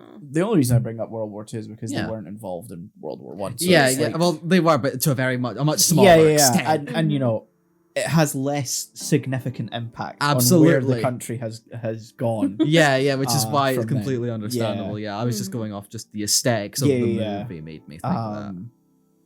My point in bringing it up though is like Sorry. there's clearly those allegories there. What Yeah. purpose they serve though? Yeah. Yeah. It's not like Grave of the Fireflies, which No. you know is clearly about Yeah, something. It's very clear cut on what its message Uh-huh. is. This one, it feels like it wants you to analyze and like yeah. Yeah. draw your own conclusion, which is you can argue is a cool thing to do, but Yeah. you can also argue that they just didn't want to come up with one themselves. Especially because Yeah. it's not clear on like Howell's story for the most part. Yeah, it doesn't really connect. No. And then you've got her being in love with him, which comes out of nowhere. Which is the weakest part of the Absolutely. film, by the way, and it's Yeah. like a central point. Every character's function in this story does not fit and does not make sense. Yeah, Agreed. Yeah. to me, it feels like they tried to get. I'm not sure if I'm describing it right, but like it feels like every character has their own personal story you could like put in, but they're trying to Yeah. all fit it together in a really weak sort of overarching Yeah. frame, which isn't quite doing what it's supposed to be doing. Yeah. It's just the way they kind of bring you through a story that didn't really resonate for me. Yeah. Because they kind of pull you in. It's like, okay, so there's Sophie. Mhm. She makes hats. I'm like, Yep. okay. Oh, she, happened to encounter Howl. Mhm. Fine, introductory, whatever. Then which of the ways just like, fuck you, bitch. I hate you. Old. Old now. Get olded. And that's kind of how it starts. Yeah. Yeah. And we're like, okay. That's the first 5-10 minutes of a Yeah. 2-hour movie. Yes. And then Sophie's just like, well, fuck this life. I'm Yeah. I am old now. old now. I'm heading to the mountains. Yeah. Yeah. Is she looking for the castle? Not really. I don't think so. established. She says there's one line, and it's when she's heading up the mountain. There's like a farmer who's like telling her, "Oh, you shouldn't go that way." There's a lot of witches. A lot of and witches, and the wife says something to me. He's like, "Oh, she says her younger sisters over that way. We never meet the younger sister. We meet a sister. The old. No, Oh, that's the younger sister at the beginning. Yeah. Because she's the younger sister, I think. No, Sophie? because Sophie says she's the eldest. Yeah. Oh, okay. But she says yeah. youngest, so my implication there is that whoever she meets at the start, Lottie or whatever her name is at the bar, because she's in the same town, isn't who she's talking about. No, Oh. because she wouldn't go find the sister she Yeah, was yeah, in the yeah. town with. Yeah, I get that. It's just Yeah. yeah. I just assumed it was a lie. Yeah. Yeah. And then the mother shows up like later on and looks exactly like Lottie. Sophie looks nothing like either of them. No. Oh. And I got to ask, same daddy? Yeah. The movie's not going to explore No, that, so- no. Absolutely not. But I do like the introduction of Sophie going into Howl's Castle. I think that in itself works, and she strikes a deal with Calcifer. Calcifer. Yeah. Calcifer. And Kind of. ish. Like Kinda, it's yeah. not established. Yeah. It's just more, to me, it felt like, oh yeah, sure. If I break your curse, you break, sure, Yeah. whatever. It feels like It's there's a like, lot of oh. like you just assume this happens, Yeah. or you just go with it. It's like, oh, if I win $1 million, yeah, sure, I'll give you Yeah. $250K. Why not? Yeah. That's what it felt like. Yeah. It wasn't like either of them took No, it it's not like the seriously. same pact of like Howl actually giving Calcifer his heart. No. Like No. that's It didn't have that emotional impact of, No. let's make a deal. Yeah, yeah. No, it's just like, yeah, sure, if you bring it back, yeah, yeah, whatever. whatever. So like you're sort of left there like, so are we just supposed to disregard that now, or do we keep this in Yeah. mind? yeah, like I kept it in mind, but I was like, it doesn't feel like either of them really meant it. No. Like, yeah. Neither of them is working actively towards helping the other. No. They're just like, oh, if it'll happen, it'll happen. Which with And curses it's very is, sort of like offhandedly, sort of like with a wave of the hand yeah. at the end, like established that she fulfilled her contract with him by reuniting him and Howl, or like, Mhm. and he's still alive, even though technically he should be dead. It would have been I'm better. questioning I'll say that. that right now. It would have been better if he was dead at the end. I think Yes. Calcifer, like, Okay. but yeah, Howl should have died. I don't. I feel like that would have been a better Yeah. ending. Yeah. Also, why does Howl's? I mean, okay, I can bring this up with Sophie as well. Why does Howl's appearance keep changing? Same as Sophie. Magic. Yeah. At first, I thought. I guess Yeah. With Sophie, I assumed the first like one. her or two aging times, has like a meaning. Yeah, I there's don't definitely a fucking meaning know there. what it is. I figured it had a meaning. Like the first time I was, oh, maybe it's like a mistake in animation. Yeah. The first time I was, whatever. But there's No, there's very much a But then- purpose yeah, there. there's scenes where she clearly ages up or down, and in one scene it's meant to be because she realizes she loves Howl, Yeah. Yeah. but then like every other time after that, I don't know, Yeah. because Yeah. it's just like she's like ping-ponging between different Exactly. ages. Mm. Yeah. I really tried to make sense of it, and at some point I was like, okay, so maybe it's just Hal sees her as a younger self, Mm. but then no, he also doesn't. No. Yeah. So that also didn't work, and also their romance doesn't fucking work. No, it doesn't. No. Because Right from the start. Okay, let's say she's 15. I don't 15. fucking know what age It she says is. Yeah, I know. teenager Sophie. Yeah, That's I all got like know. 16, Sure. How old is Hal? like 20 something. Yeah. I think even more. No, I don't think he's older than that. I swear to God, I'm gonna snap that phone in half. That's the second time we've recorded here. So just and the unplug it phone at some has point. gone. The thing is, the alert thing Yeah. that my grandparents used to have, like if they fell or something, they could press like a red button. Hmm. That's still connected, and I think if I disconnect the phone, That goes off. that goes Ah. off. So Yeah. I can't. Also, the phone Also, rings for a long fucking time. There we go. Cool. We're Yeah. done. Welcome back. Welcome Yeah. back. So Will I remember Yeah. edit that out? I don't We'll know. see. We'll find out. yeah, Um, the romance between Sophie and Hal doesn't make sense to no, me. no. I Absolutely think not. if they kept it as like this friendship, it Mm. would have been so much more meaningful. Yeah, that Yeah. would have been a lot more like satisfying story to me. Yeah. If it was just like friendship. Yeah, they're just like, thank you so much for helping me out, whatever. Mhm. Oh, thank you so much, Sophie, you care, whatever. Because they make this big point as well of like, the Witch of the Waste wants Howl's Howl's heart. heart. Yeah. And it's not really established or explained whether she means literal. Well, she I tries to think take it's a bit of- Calcifer, so Yeah. and that he has his heart. I Yeah, feel like but it's that's supposed to be way kind later. of both, Mhm. like Yeah. the actual literal thing, and I guess sort of the emotionally as well. I but, guess like, in the sense of magic in this world, like Mm. if you have someone's heart, you have control over them, Mm-hmm. or you have like a binding pact Yeah. Yeah. with them, and maybe that's what she wants, so she can have him in his service or in. like have his power Mm. basically. Yeah. I feel like I'm applying too much logic to something the film Yeah. does not. It doesn't really, Convey. yeah. It just throws a lot at you and is like, yeah, figure it out. Yeah. So anyway, Like, Yeah. it really goes, here are the pieces, Mhm. see if you can put it together. no, I A lot of the cannot. time, it's like, that's what you're supposed to do. Yeah. Yeah. Come on. Because it, there's so many beats that don't connect very well. Hmm. Because another, like, I would say significant part is when Sophie goes to the king as, Mm. like, Hal's mother, so Yeah, to yeah, say, yeah. and finds the Witch of the Waves there, and they're just climbing the stairs. Which the entire time I'm like, guards! The whole scene. Help them! They Of, can, but they're forbidden. yeah. The whole Kills scene me. of her even going there. Mm-hmm. There's a whole sequence where she leaves the house, the Mhm. castle, or the whatever thing it is in that Yeah. town, Yeah. and starts heading to the castle. She comes across a dog. She's talking to the dog, thinking it's Howl. She meets the Witch of the Wastes. Which I would love to be Trash Witch. Oh my god. And they're having like a conversation. Then they're heading up the stairs. Then they take forever to head up the stairs. Yeah. And it's such a long sequence that Mm. does not add anything. Not really, no. Other than the fact that she meets the Witch of the Wastes again. But even then, their conversation is done in like a couple of lines Yeah. where it's like, can you remove the spell? I don't know how. It's No, more fuck just you sort then. it's, Yeah. more, it's more just like catty trash talk. Yeah. Yeah. It's like granny trash. Yeah, Yeah. Which is hilarious to see. Yeah. But Yeah. What?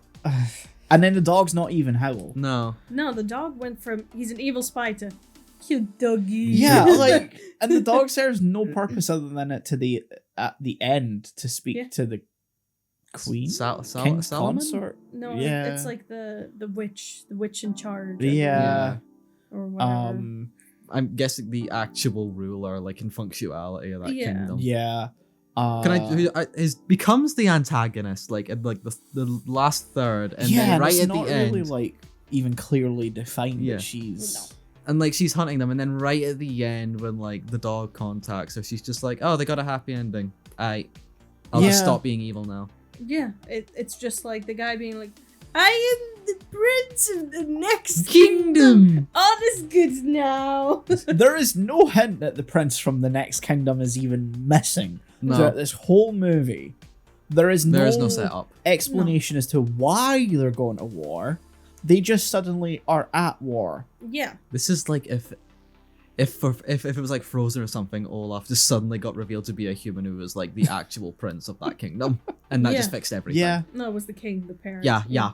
Olaf was the parent. All Yeah. along. Yeah. No. That's what it feels like would have happened. Yeah, like if that happened, that's what it feels like this is right now. because they I don't know if that made any sense. They tried to really pull at your heartstrings a bit with Calcifer dying ish, whatever, but then it gets so convoluted with like Sophie seeing younger Hal, and you're like, Yeah. I don't get it anymore. Like, okay, so Calcifer's Hal's heart. So because Calcifer but gave he him was the powers. healthy. Like, so Hal was healthy. So why did Calcifer need the heart? And then so if Calcifer dies, Hal dies. But why? Because he was a healthy kid. Howl's power, I assume, comes from Calcifer. That was the implication I got. Yeah. Yeah, like his So without power, he's dead. I guess at the stage. magic. I guess at the bitch. stage of that when they've made the pact. Yeah. But it seems like he was just a dumb kid that Hmm. made the pact. Mm-hmm. But again, I feel like I'm stretching for You're trying to find logic. yeah, Yeah. and things Yeah. that the film does not give Mhm. us. And that's the thing is like I don't mind having to interpret things. Yeah. But I don't like having to connect dots. No. In a movie where it's not a mystery. Yeah. You know? Mhm. we're not meant to have to do that. No. Yeah, I'm not a fan of like movies that feel like you have to put in the work to be like to have like an entry like level or a surface Yeah. level understanding. Yeah, it's not like Mhm. we're watching a CSI episode where we're going, Mhm. did they kill them? Yeah. You know? Like we shouldn't have to like make them like we shouldn't have to put work in to make the movie make even just a little bit of sense. Yeah. Mhm. There should be like a baseline. You can have interpretations Mhm. to Absolutely, yeah. improve that experience, and that Yeah. happens like in a lot of like good versions of this Mhm. kind of storytelling. But like you need that base level Yeah. understanding clearly established. It's like Ghost in the Shell. You can understand the surface level story, Yeah. and then Yeah. you can interpret so much more from that Exactly. Yeah. as you watch the. You can the enrich film. it, but you Mhm. can't. You shouldn't have to fundamentally do that just to get any sort of No. enjoyment. Yeah. Because I'd say Ghost in a Shell, like, just narratively it works. Mhm. You don't need to know all the like expensive history, how Mhm. everything works Yep. in order to understand the story. And I feel like with Howl's Moving Castle, there's so much we just don't get. Yeah. Mm. For us to then be like, I don't know if this ending is supposed to be meaningful, but I'm Yeah. not Yeah. getting it. Mhm. Like stuff like Ghost in the Shell, it puts in so much work to give you that base understanding Yeah. by like its Mhm. end. Like even just in that middle sequence where you're just Mhm. like seeing the city and stuff, that Yeah. adds. There's nothing technically happening, but it adds so much Mhm. that you understand the world, so that the ending makes like Yeah. a lot of emotional sense. Mhm. Mhm. Ghost in the Shell has a lot of natural world building, either through dialogue or visual storytelling, Or just Mhm. establishing. or just establishing. And then it's like Howl's Moving Castle doesn't do any of that. It barely even has any visual storytelling. It's just like everything on screen is just meant to look nice. Like I feel like Mhm. there should have been a sequence like similar to like Ghost in Mhm. the Shell's middle part where we just see the world just to Yeah. get a grasp on it and understand Yeah. it more. Mhm. But we don't. Because there's also this like Howl's like, oh, the king has asked for me as Pendragon and someone else. Yeah, and that's when they imply like he has different names Yeah, for the different and then kingdoms, there's and it's like nothing else about No. that afterwards. No, that like, just that gets brought up. You think it's important, and then it's like never Mhm. addressed Yeah. ever again. yeah, because it's, introduced pretty careful. Don't Pretty- kick the table. It's introduced pretty quickly Mhm. on when Sophie finds herself in the house with Mark. Markle. Markle. You can mark with an L. Yeah, you could just call him Mark. Oh god, Markle. Angela Markle. Oh my god. Sorry. Wow, I can't believe he was the head of that castle for so long. Holy fuck. That is not a reference I expected in Anime Lane. What would the name like Markle? Yeah, I know, but like, Oh. today in Anime Lane we talk about German Chancellor Angela Merkel. Stop it. Oh my god. You brought it up. I know. We get introduced to the house bit, Mhm. like the homey bit, Yeah. where they can switch from where they are. Mhm. And like part of me always wants to interpret, okay, I suppose this is Germany, so to say. Uh-huh. And some- Definitely some sort of like one of European. them was Yeah, it's a one of them European was vibe. very clearly, I would say, German, Mhm. and Mhm. one was very clearly British, England. I think Yeah. my interpretation is that the Pendragon, just going off of the name, is British. Yeah. Yeah. Because obviously Pendragon is the last name of King Arthur, Yeah. and most interpretations of the legend. Yeah. Is it Jenkins? I think. I think Jenkins, which is- yeah, Mm. not German at all, not No. Germanic at all. No. Leroy. It's one of those things where I've bought the book now because I'm just interested to see like Mhm. how Yeah. Maybe that'll explain more. like I'm reading words in like a narrative flow Yeah. and I'm getting internal character, like hopefully I'm getting internal character, like all the things that come with reading a book. Hopefully the story makes more sense. I'm gonna say like most of the things that Miyazaki's adapted, he's changed like significantly, so I'm imagining this is gonna be quite the departure from the book, but like Mhm. I just want it to make more sense. Make it make Yeah. sense. Yeah. And I want to see if that's maybe like Mhm. maybe it's a thing that's been lost culturally from adapting a book Maybe. that's Yeah. written by an English author. Mhm. Yeah. Because maybe it is rooted in, Anglo-Saxon, Yeah. history, Mhm. Anglo-Germanic probably is the better. Yeah. You know. Well, King Arthur, that's actually like Welsh or like Celtic. You know what I mean. But I know what you though, mean, like yeah. The sort of It's a very Englishness to English and German, you know, like history. Maybe it is that World War One. it. Yeah. You know, vibe. I don't know. It's you can really like spend a lot of time like trying to analyze it, but like with the way the movie is, it's hard to really feel confident in any of them. Visually, it's a stunning film. Oh yeah, You know. the animation's top notch. And I the feel like design that's- of everything. Yeah, works. like I said, the aesthetics are so good. Yeah, And I said to you, like, for the a good chunk of this movie, like 80%, the vibes were honestly carrying it. yeah. Mhm. And for 2004, the CG that they use for like the castle and stuff is top notch. Absolutely. It has not aged. No. It's You could kind of tell me you if this could came tell. out like 2 years ago. I'd Mhm. be like, Yeah, Yeah. I'd have bought it. Music, other than the merry-go-round of life, which is the main theme that we hear like constantly throughout the film, Mhm. I'd say this is maybe the least impactful Yeah. soundtrack I've heard from Joe Hisaishi. It's not quite Country Roads, but No, I mean he didn't write that song anyway. I He also know. didn't do that soundtrack. No, he didn't. oh, I didn't. Um, No, because for Ghibli stuff, Joe Hisaishi only does like Miyazaki's Oh, movies. Mm. Everything else is usually someone else. I don't Okay. think there's like a constant. Okay. It's just Miyazaki and Hisaishi are like collaborators, so to speak. Okay, I get you. Yeah. Other than that, I don't remember any of the soundtrack. That's the thing. Yeah, I don't either. Yeah. Even just like trying to think right now. Mhm. Whereas usually I come away from them thinking, Yeah. you know, they were great soundtracks.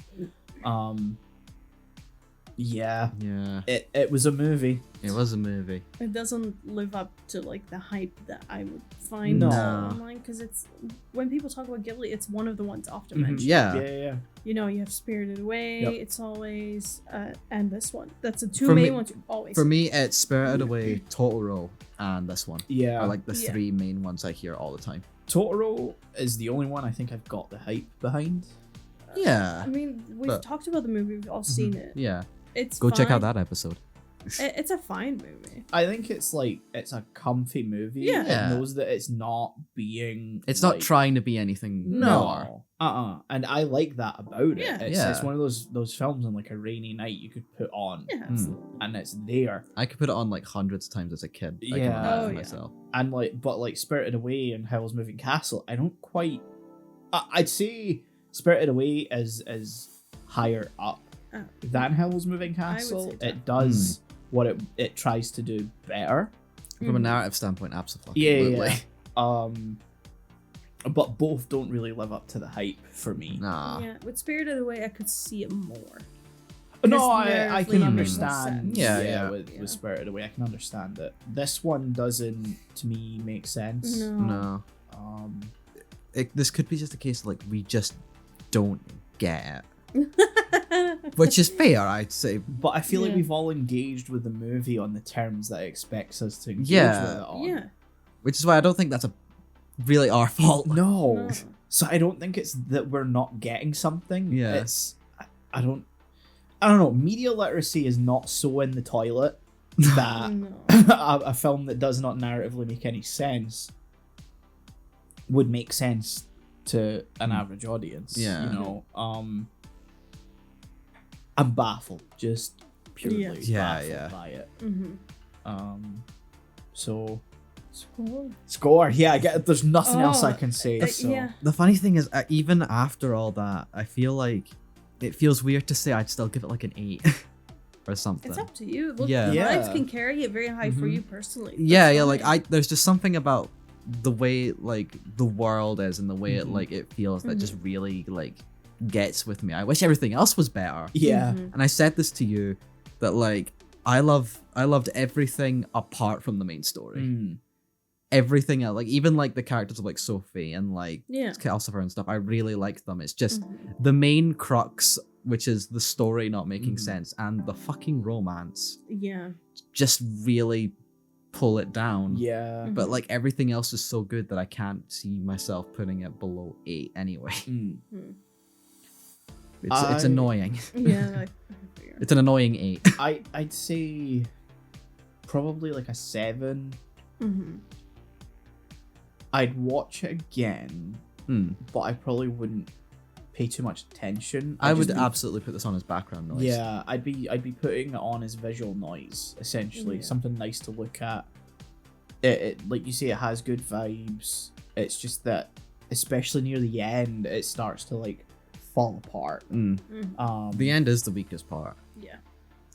So, yeah. Yeah. What about you? I honestly, because I think the vibes are really good, characters are well introduced and everything, but it just lacks in too many areas for me to like really. Yeah. Can I go half C's? Do we do half C's? Or Yeah, no? you can do Yeah, go ahead. 5s.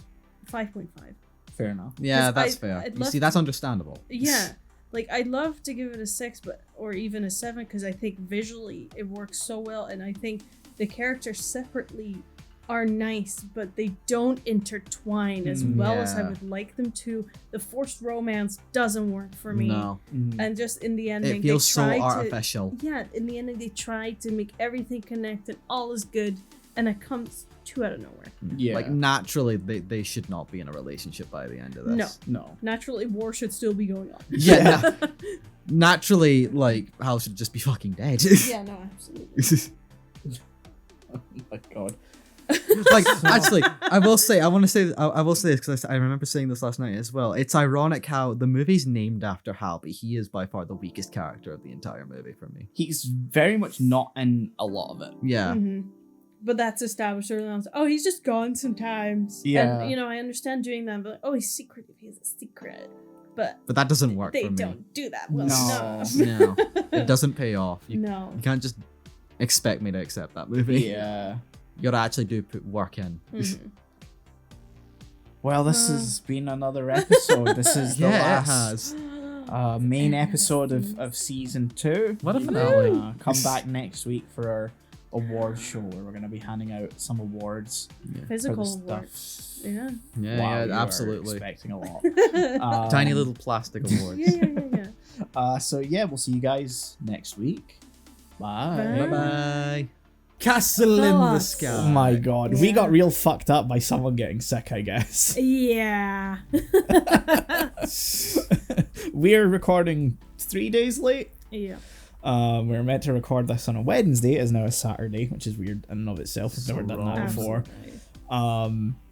And so normally I think how we all do this is we watch like some stuff on the Monday, some stuff on the Tuesday, and that's our 2 anime episodes secured, locked in. And so now all of us have watched something on the Monday and then had to wait like 4 days before watching the Yeah. rest. And Which we try to avoid. yes. Yeah. So now I think we're all like desperately clinging to the memories of Castle in the Sky, trying to. I liked the vibes. Oh, this is easily one of my favorite Miyazaki films, I think. I will say, I did say to you, like, right after I watched it, it might be my favorite Ghibli that we've seen so far, purely just on the world that it's in. Yeah. Just because I can be like a sucker for that sort of half fantasy, half steampunk sort of thing that this movie really goes for. Yeah. And like by the end, it reminded me almost of like Zelda in a way, like specifically Breath of the Wild, like Yeah. the ruins that you can go in there. I haven't played Tears of the Kingdom yet, so, So that I might did be a see on better Letterboxd a comparison. lot of people comparing it to Tears of the Kingdom, and I was like, Okay. oh yeah, you know what? I do see it. I felt that definitely near the end of it, but like this movie just felt so cozy. It definitely has those like Ghibli cozy vibes. Mhm. Yeah, I just like I want to get out of the way that Manuel was giggling throughout this movie. Because she's called Cheetah. No, because Laputa. Oh, okay. Yeah, The because bitch. yeah, the bitch. Yeah. Yeah. That is the Yeah. name of the place. Yeah, and it's fine. That's fine. Yeah. But then you have a character named Sheeta, Yes. and that just Shit. Yeah. is a whole giggle fest. Cheetah Laputa. Yep. And Patsu, which is very close to Patso, which means crazy. Oh, okay. Oh, I thought that was going in a different direction. So did you watch it in Japanese? Yes. Okay, so we all did the same thing. Yeah, yeah. So I guess I'll bring up the fact that the soundtrack is completely different for the English dub. Really? Yeah. So if you're watching it on Netflix, it's the Disney dub that's available with it. And for some reason, I can't fathom why, because they never did it with any of the other ones, they decided that American audiences would want more music. So they got in Joe Hisaishi and went, no, don't do any of that atmospheric shit you did. No. Let's make it orchestral and symphonic. And Oh. add in so much more music. Let's go overboard. Yeah, because the scene where they no. get to Laputa and Sheeta and it's Pazu, right? Yeah. Yeah, wake up and they're looking out over it and there's silence. It's that moment of like, this is an abandoned place that no one one's sets here. foot in. Nobody's here. You can sort of just hear the birds in the distance. Breathe it in. Breathe it in, take it in. There's a point where you're not sure if your sound is on. It's that quiet. And in that moment, there's just this big score underneath it. And I Bombastic. was like, man, talk about ruining the fucking moment. Yeah. Because that was the one point that I did switch to the English and was like, did they do what I think that they did here? Of course they did. And they 'Cause did. I think it so depends on your viewpoint because they see it like they reached it. They Yeah. reached the nirvana. Yeah. Meanwhile, no, it's what happened here. It's a Yeah. quiet moment Yeah, of it's- like... It's far more subtler than I Yeah. think Disney really wanted to go for. This is easily like Miyazaki's subtlest film when it comes to his principal themes that he puts into most of his stuff. I Like, think that might be why it's my favorite Ghibli. yeah, like I don't feel like I'm being battered over the head with we need to take care of the environment. This isn't Mononoke, this isn't Nausicaa, this isn't even Totoro's a bit more heavy-handed with it. Like fucking hell, Miyazaki, I get your whimsical shit, but stop choking me with it. See, Whereas I didn't really get the environmental stuff. I It's don't know the if I'm whole- missing some. it's the whole point of like the Laputa aspect of it. So like it's an abandoned civilization, it's not been Yeah. touched in a while, it's being reclaimed by nature, and then everybody wants and to then go in and take over and get a piece of Human it. is like Yeah. is me. Yes. It's for me. I Yeah. definitely got that sort of messaging by near the end when like it's sort of like flying away and stuff, and you can see that it's just like full of roots and Yeah. stuff that have like taken over. And I just was like, oh, if you didn't know already, the message is nature always wins. Yes. On some level. Yeah.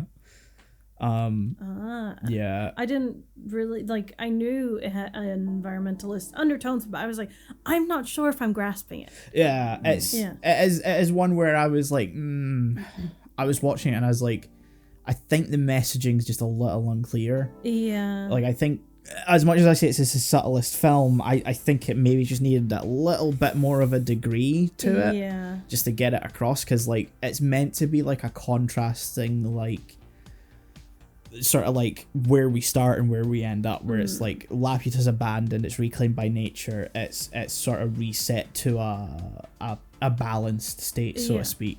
And then you have the start of the film where like Pazu is and they're like, it's all mines, it's all industrial, it's yeah. all ravaged by humans and stuff like that. And I think it's not clear enough throughout the whole film. No. Because you've also got the militaristic aspect of it with the cartoonish villains, and it's like you can't really blame them for being cartoonish, but at the same time they're so cartoonishly evil that it's hard to understand Yeah. 'cause- the role that they're the playing moment within the- the dynamic. The main bad guy does like a full-on evil laugh. Or he's like Yeah. blasting Yeah. like the colonel or like the general or whatever. I was like, oh, you're just like a Saturday morning cartoon villain now. Yeah. Like any nuance is gone. Mm-hmm.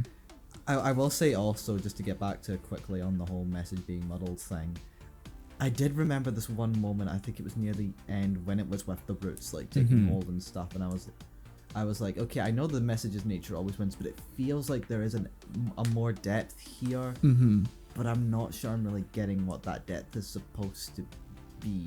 I Just in the way it's just in the way it's shot and the way they're like sort of crawling on it and stuff, or like the two main characters are like walking on it. And Oh, stuff. yeah. It felt like, I can't remember exactly what sparked it, but it feels like there was something there that made me think. It feels like there's a deeper meaning here, but I can't quite. I don't feel like it's fully shaped enough for me to grasp it. Yeah. So I kind of get that, yeah, that the message is a bit more muddled than it really should have been. Yeah, for me, I couldn't look past the ending as like a carbon copy of the end of Gundam. I fucking. Of course, it's always Gundam. So like, we've watched the original trilogy, and at the end of that, there's the whole fight at Aobaoku, the like asteroid base. Oh yeah. And at the end, you've got the part where like Amuro's on like the core fighter of the Gundam, and it's like floating away, and he like finds the crew of White Base, and everybody like grabs onto him and brings him in and stuff. As like you see Aobaoku like sort of self-destructing in the background. And it's almost framed exactly the same as and Castle of the Sky did almost the exact same thing. Where like they're all on like the escape ships, the pirates and stuff like that, and they grab Sheeta and Pazu as like, you know, the tree floats up into the sky. I was watching this and I'm like, why does this look so? Oh, it's fucking Gundam. This is how Gundam ended. They did this 7 years ago. The difference is Gundam had significantly more headshots. Yes, it did. It did. Yeah.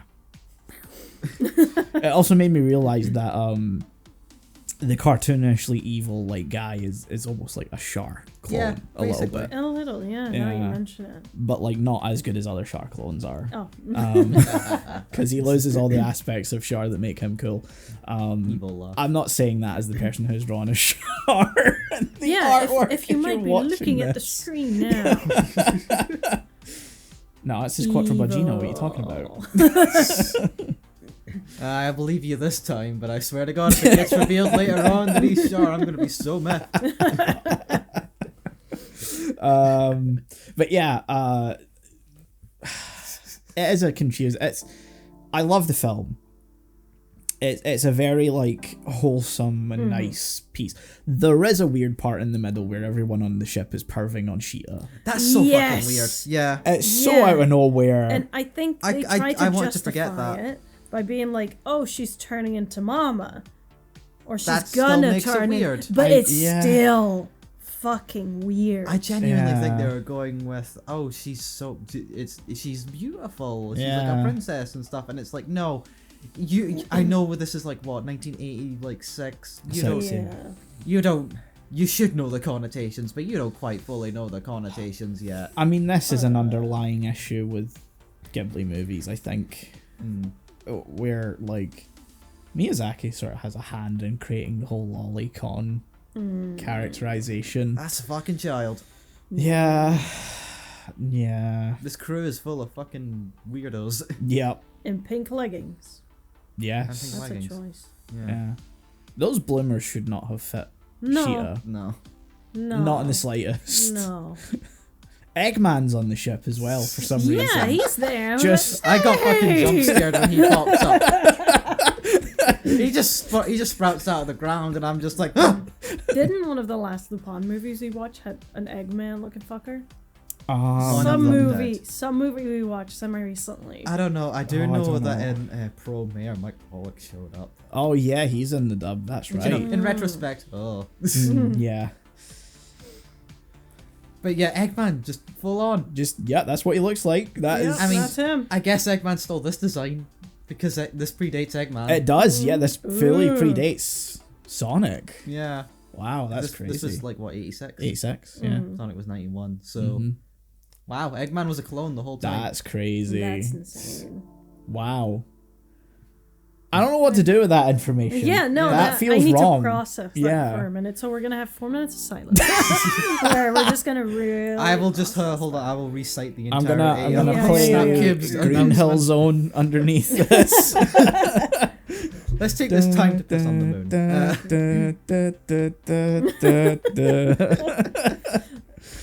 Cut. Okay, well, Okay, yeah, back. we've processed. I think this movie's too long. I don't think it needs to be a full 2 hours. No, It didn't need to be, no. No, it kind of it drags. It's and the middle section Yes. is yeah. For once, I didn't really mind the length, which is weird because I feel like I'm usually the one that's like either this is too long or this Yeah. is too short, because I realize a lot of my sentiments and stuff we've watched, especially Ghibli, I've learned, is that could have cut this, could have cut this down, Yeah. could have made this into something else. But for once, I felt like it was long. Yeah. It didn't Yeah. and it didn't need to be that long, but I didn't mind. Like the vibes, yes, they were still good, but you reach a point where you're like, okay, we're still going. Yeah. Nothing much is happening. And then they find Laputa and you're like, I still have 40 minutes. Yeah. I feel like you want to have like 30, 25 tops. Yeah, Yeah, I think the whole Laputa section would have been less of an issue had it maybe gotten to the point a little faster. Yeah. Because there's the whole, like, is it opening 30 minutes? Where you don't really know what's happening. She falls from the ship. Pazu rescues her. They get to know each other a little Yeah, bit. They're then wanna- chased by the pirates. I want to mention one of my favorite scenes is Patsu grabbing the necklace and being like, watch this. Checking it out. And just falls through a roof. I'm like, slay. Yeah. I can't remember if that was like after it was revealed that he's just living alone there in this random house. Oh, yeah. Yeah. Okay, but like I did have this image where like he drops down into the ceiling and immediately some adult comes down and is like, oh, you little fuck, I told you about doing this shit. But yeah, I think that whole, like, part leading up to them, I guess, leaving, like, the village. Yeah. It's, Chase. The mining town. yeah, like, it goes and it goes and it goes, and it's like the whole time it got to a point where they're, like, being chased on the train tracks for, like, the third time, and I was like, I don't know anyone. I don't know why they're chasing this person. Yeah. I don't know what the overarching story is yet. We know her necklace is Yeah. important because Because I think at that point I allowed myself to just sort of get lost in the movie a little bit, and I was just like, okay, I'll just join on this ride. Yeah. Why not? It's like a fairy tale. Why not? There's a magic MacGuffin. You gotta just take somewhere. Just do it. Just go there. but at that point we don't know that even needs to be taken somewhere. I mean, No. I feel like at a certain point, you know, it's gotta go somewhere at some point. Well, yeah, from the title of the film you can probably Yeah. guess. Yeah, Castle in the Sky. Yeah, I was just like, okay, that's probably where it needs to go. I'm ready to go. But it's then the fact that, like, it's still like another 20 minutes Yeah. before they actually get to the point of, like, yes, we need this because it will lead us to Laputa. Laputa is a mean- real place. From I think even more than that because they see caveman, they rock train caveman. tracks.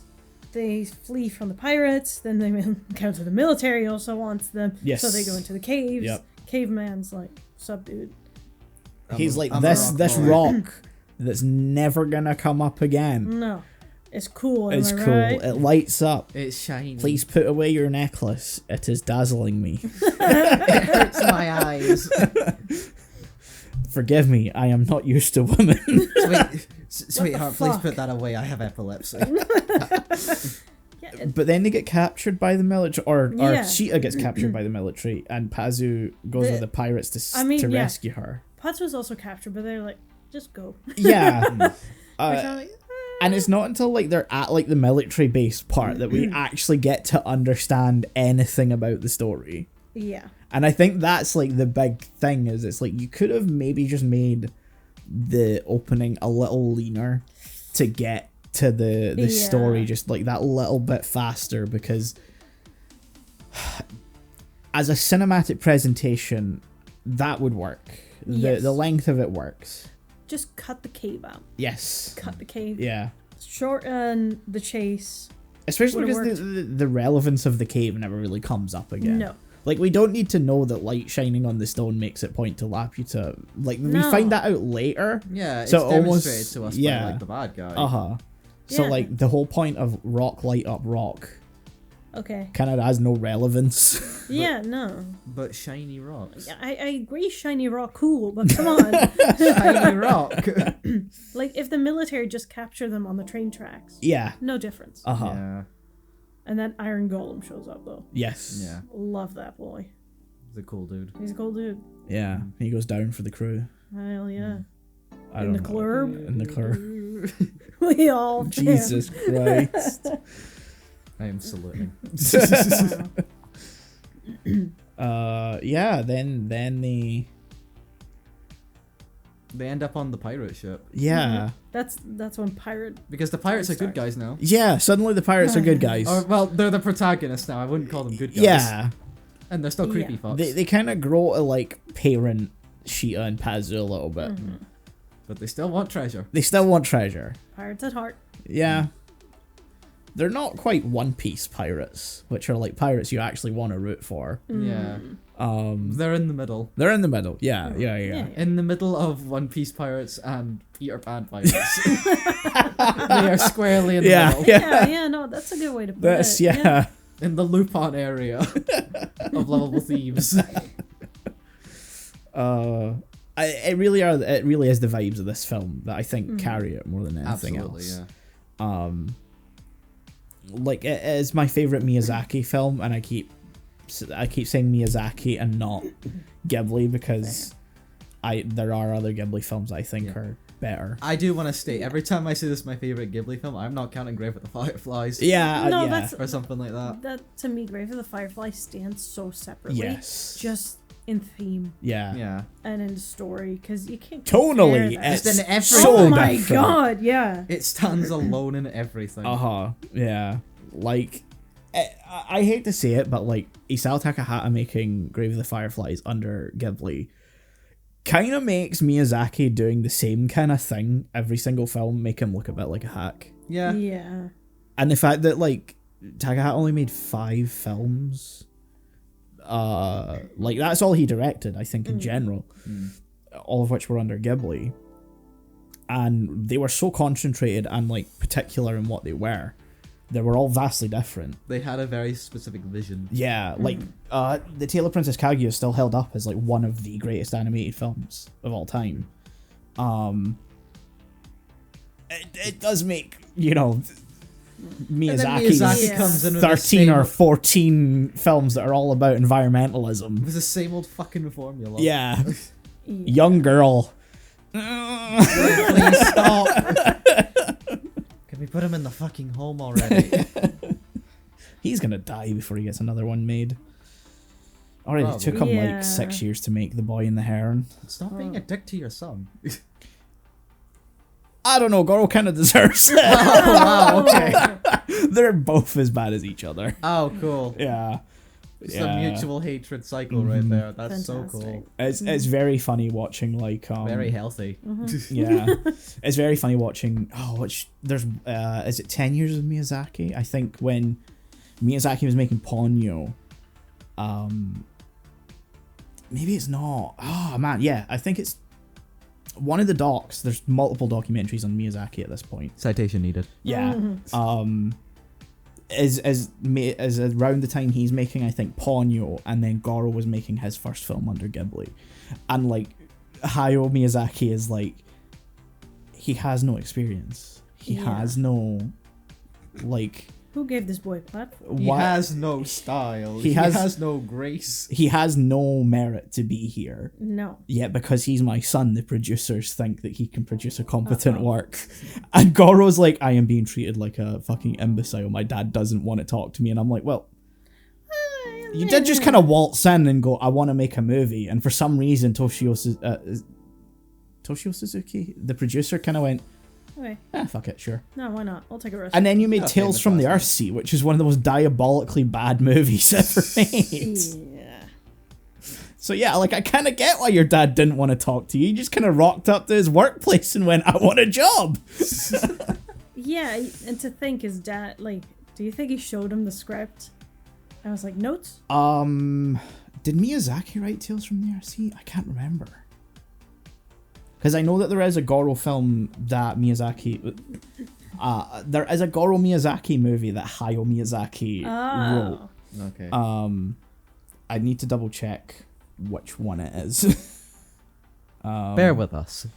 But yeah, no, their relationship is fascinating because like you kind of get Miyazaki's hatred towards his son Oh, after a yeah. while. You're like, wow, you're a bit of a petulant child. Yeah, because Okay. being gifted your first movie, Yeah. fuck you.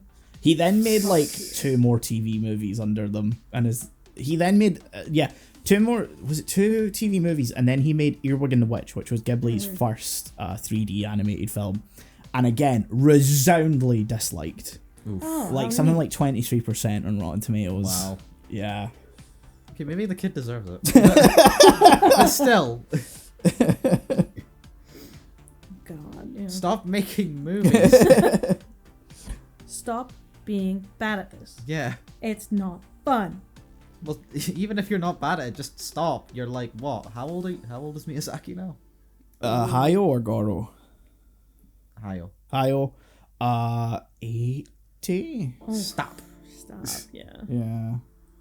I was also, Did you guys get like King Kong vibes when like the Iron Thing was protecting Sheeta? Not really, no. I got Iron Giant. I got vibes Iron more. Giant. Well, I haven't seen Iron Giant, so Man! I haven't seen it in a long time actually. I need to rewatch it. yeah. Next Would. week. It's animated. Okay, only the audience is going to hear what I just said. No. That's Say it fine. again. Never mind. Say it again. Moments passed. Aw. No, I got like massive King Kong vibe. Maybe it is because I haven't seen the Iron Giant, but just, you know, big boy protect little lady. Nah. That's neat. No, I didn't get that. Okay, fair. Mm. Also, I think Sheeta was saved too easily there. Yeah. Just grab her. Just grab her. They had every opportunity to like get her back Oh yeah. in that moment. Oh yeah. Because they took like fucking ages to come back Oh, round yeah. and grab her. I mean, Mama like fainted and just was flailing around Yeah. at some point, but come on, guys, get to work. Can you take this seriously? You have a job to do here. Come Yeah, on. yeah. You're a Let's not- military. Get your shit together. Yes. Get it? Put it all in a bit. No, I'm not gonna quote Rick and Morty. No. No. It's too intelligent for this. Oh, don't do that. Don't. I am staring at you both. So disappointingly right now. Fair Enough. Yeah. Yeah. You got any more notes on Castle in the Sky you want to bring up? I'm looking. The evil guy being king. I did not care anymore. Yeah. I was like, Oh yeah, he's okay. related to Laputa Yeah, as they're well. they're Yeah. a branch family. 'Cause So of I'm course they are. like, okay, sure. Whatever. Fuck it. Yeah. Yeah. This doesn't really happen in monarchies. This is purely a feudalistic idea, but okay. Yeah. Like, bro, just own it and say you're like conquering the whole Yeah. thing. Yeah, but it's like it's quite small. I'm like, I don't. What do you want to be king of? The The treasure. world. I mean, he wants to become king of the world. It's got like a fucking Yeah. planet laser on it. Yeah. So He's basically got the nuke. all Oh, yeah. points, no quills. That's right. Yeah, I've got. And I'm not saying anything coming to mind right now. I've got a note from Manuel. Oh, great. Okay. Yeah, he said, does every Ghibli movie have a point where two children are just yelling each other's names? Yeah, that's Miyazaki. Yeah. And he was like, but it's just, there's always a point where they're yelling each other's names, and it goes on for too long. It's as if they want us to know for sure what the characters' names are, in case they forgot.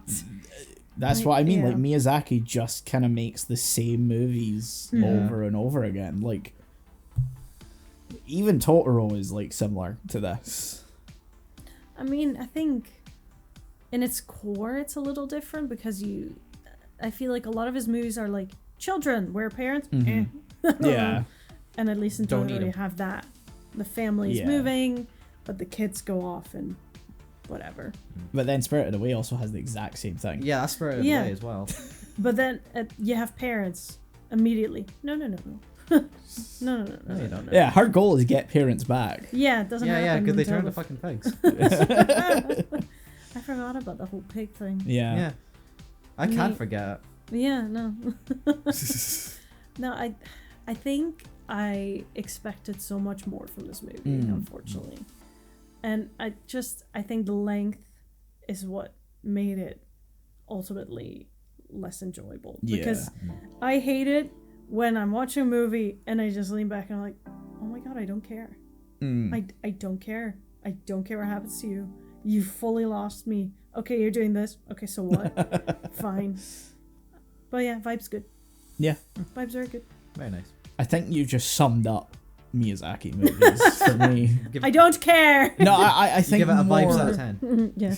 I think more so that like you kind of go in with expectations because it's Studio Exactly. Ghibli, it's Hayao Miyazaki, and then you get 2 hours of this, which if you didn't have the expectations Yeah. is really good. Yeah, you'd be like, hell yeah. Yeah, solid 8 out of 10.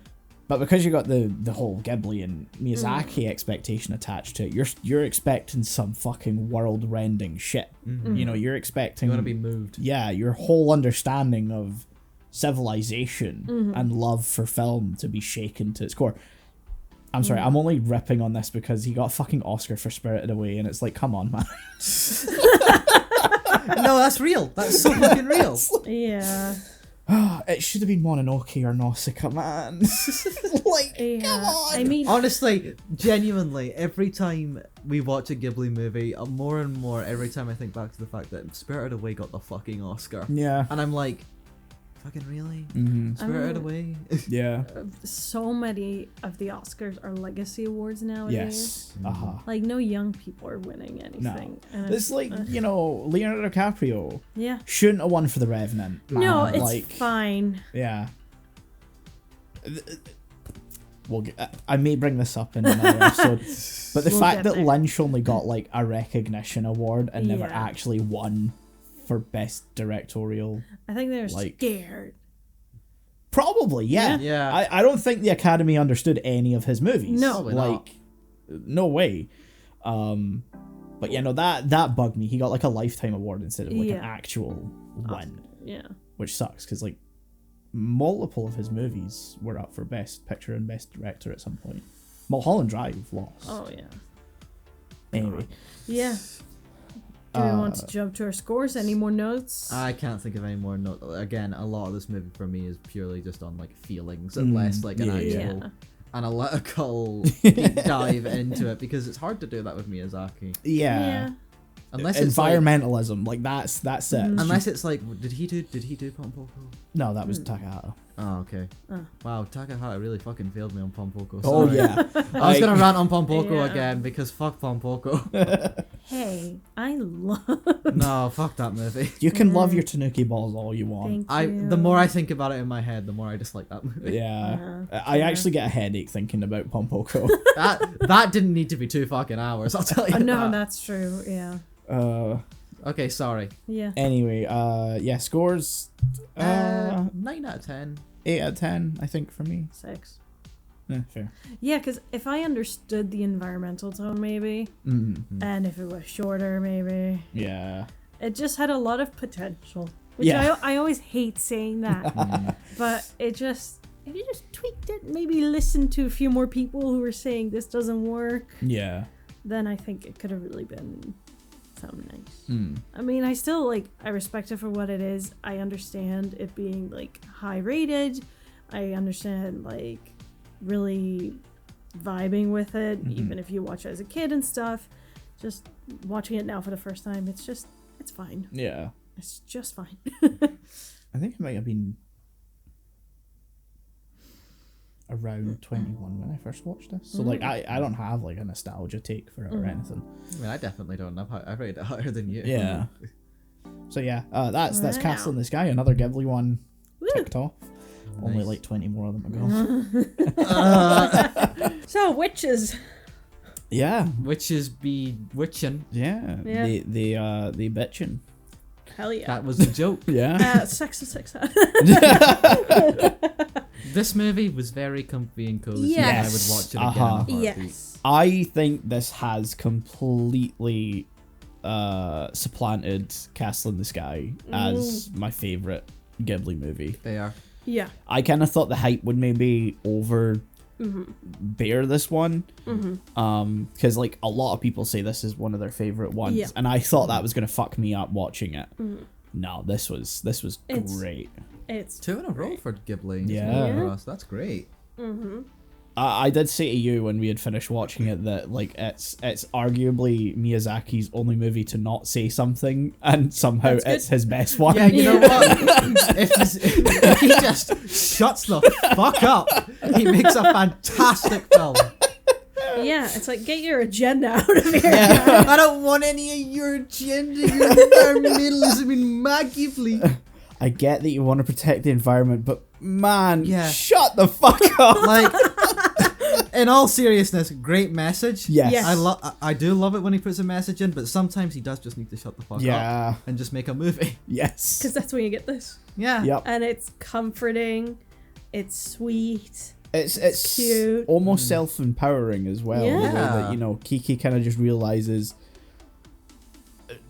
self-doubt is her own enemy, and also growing up is just a facet of being human, and you're Yeah. gonna face a lot of different things with Yeah. that. I'm not sure if this is just me looking a bit too deep into it, but I like that there seems to be a message that like you can try your best, and sometimes it's just not gonna happen. Yeah. And Like, that's and- no fault of yours. Yeah, it's completely out of your control. Some days you're just not gonna feel it, and that's Yeah. completely fine. Take a breather. Go find your Take it friend in the easy. woods. Take a Yeah. long walk. Yeah. You Just know, breathe Touch and, grass. touch grass. and if you just let it happen, it'll eventually come back, or you can at least build yourself back up to it. yeah. And things Which is such will a be sweet okay. message, Yeah. especially to a younger audience, which Ghibli sort of gravitates towards. Yeah. Like anyway, I feel like that's such a sweet thing. That a large part of this movie, I felt like if I had seen this at a younger age, it would have been one of my favorite movies of all Oh time. yeah. Yeah. I can imagine this being like, I would say almost on a Harry Potter level esque influential, because it does the whole, oh, you're 13, it's time to grow up and do your Yeah. thing. Yeah, go outside, be independent. Yeah. It was a bit strange in the beginning when she was like, I'm 13, I'm gonna leave, mom, and Yeah. they're like, okay. They do point out it seems to be very much a tradition, Yeah. and the parents do say you don't have to do Uh-huh. that. Like no one's gonna think any less of you if you just don't. Yeah.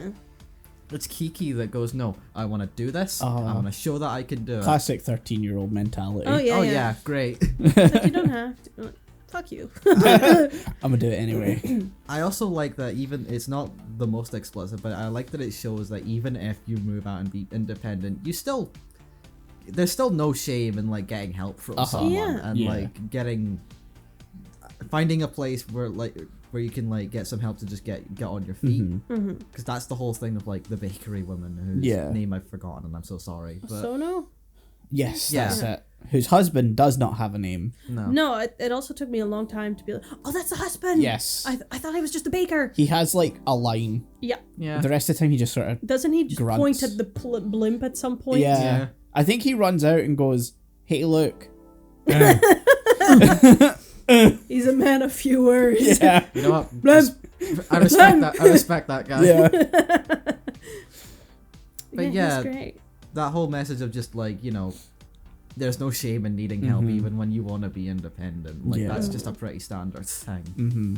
And that's like, I think as a message, it's not pushed too far, because I don't love it when it ends with, well, it's good that we learned that we don't have to be perfect Yeah, and we you- can help each other. It does sort of end with the almost South Park. I think I learned something today. Yeah. Yeah. But it's so sweet, Uh-huh. I think. Like, there's stuff where I'm like, oh, I would have liked to see these things more, but I understand the direction it takes because, Yeah. she flies away, great. She meets the other girl who's like a fortune teller, and then we're like, oh wait, is she supposed to have a thing? Oh She's- yeah. She doesn't have a thing. Uh-huh. And I feel like her finding her thing. Delivery. Hey, Amazon Prime next day delivery. it pays the bills. It's good work. Someone needs to do it. She can fly. That's what she says. So She you could know, just take a car. I gotta say, it was, that ain't gonna get you there that fast.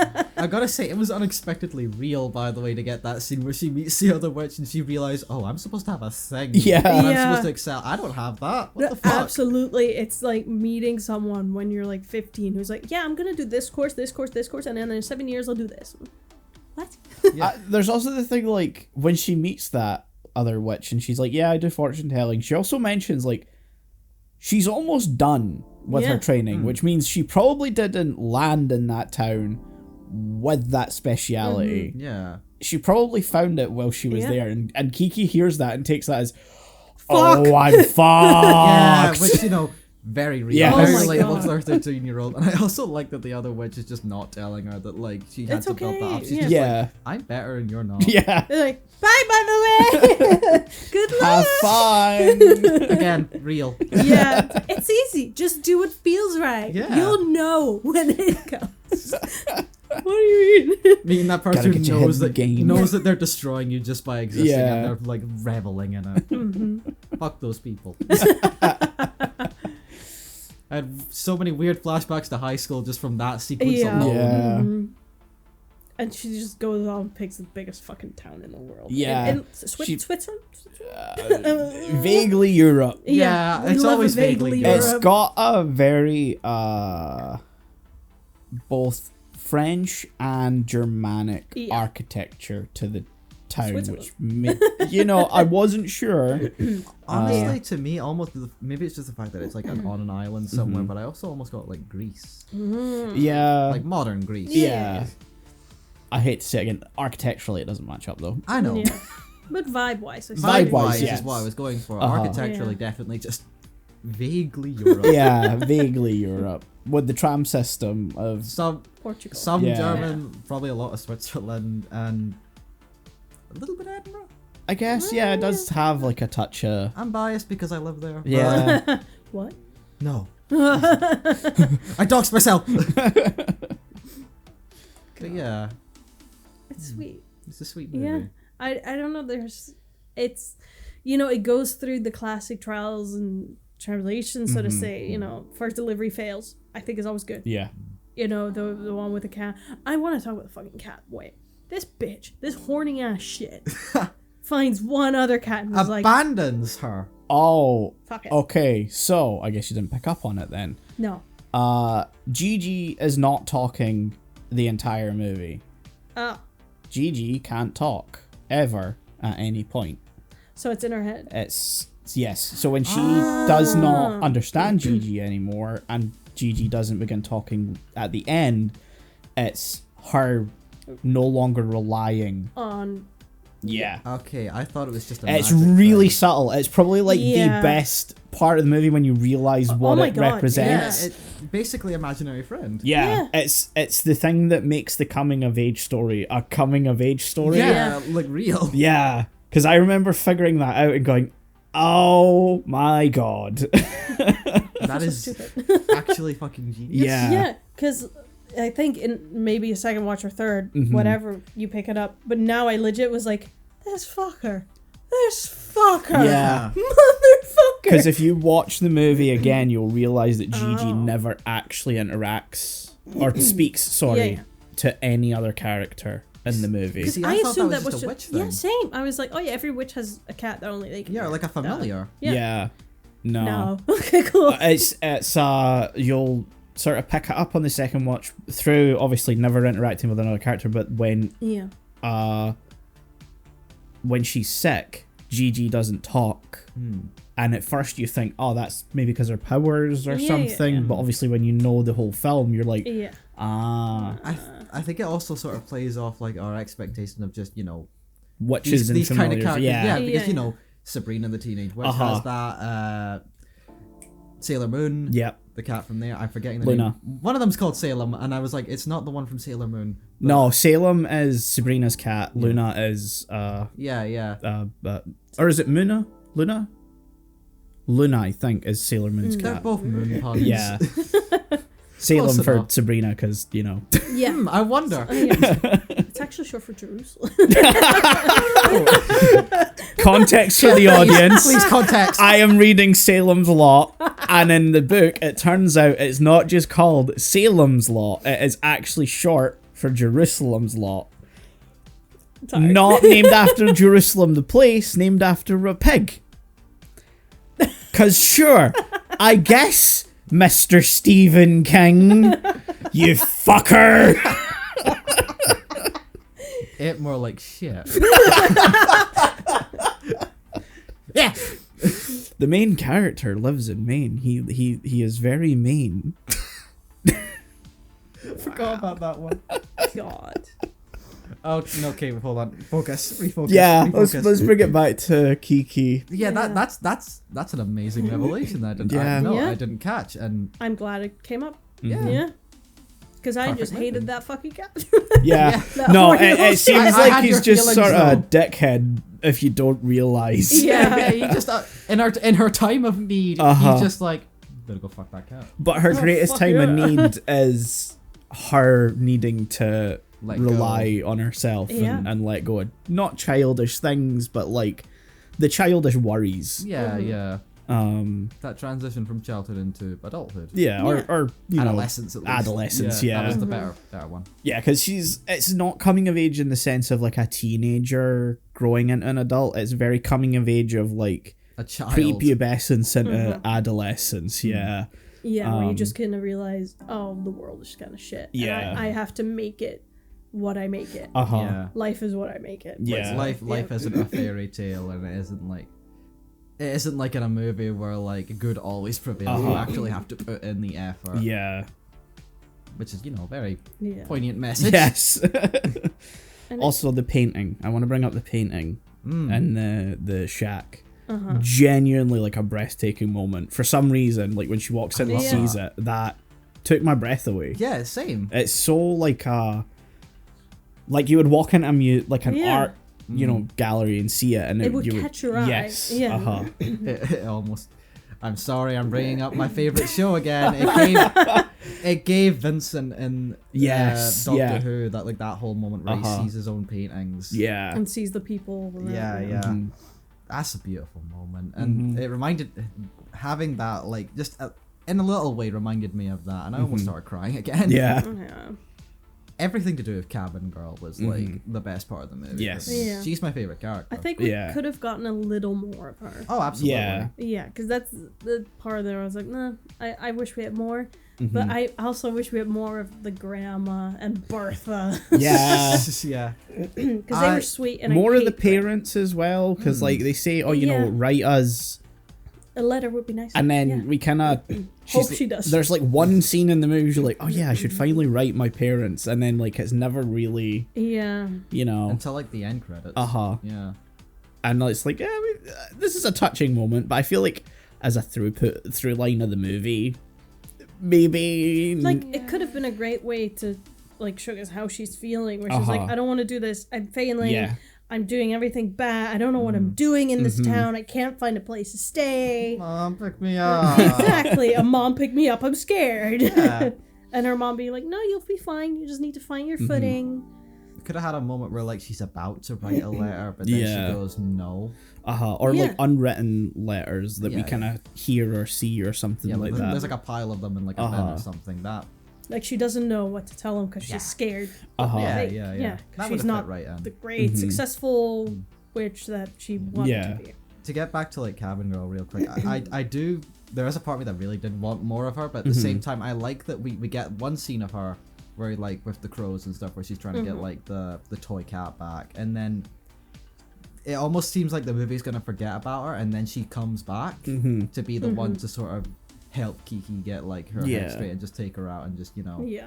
give her that breathing space. I really liked that, and Yeah. I'm not sure how well that would have worked if we had seen more.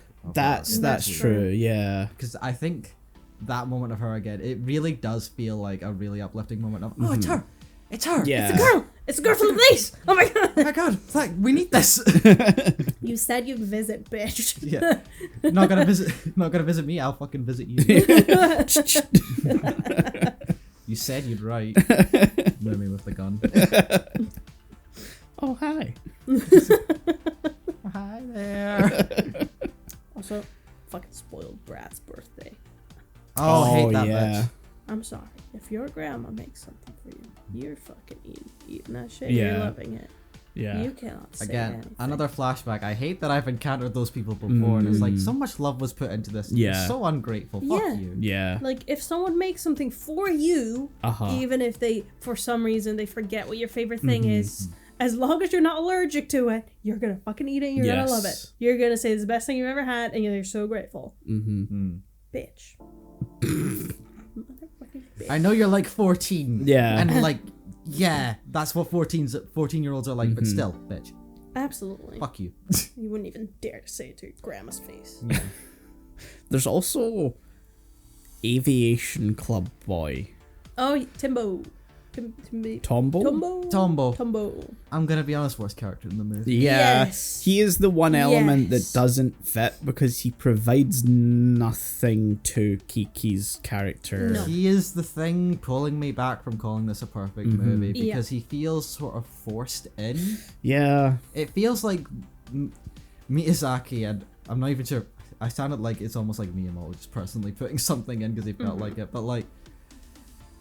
To me, it just feels like he was added in because someone demanded a weird sort of romantic. Yeah. Which Like, it's not the it's first needed. time we've come across this Yeah. where we feel like an extra character was added in just for the Ooh. ooh. Oh, they're gonna puppy love. And they even like go so far as to do a whole scene where you think they're actually going to commit to it. But then the other Yeah. friends show up and Kiki has like a panic attack. And I'm like, okay, that part would have been interesting. Yeah.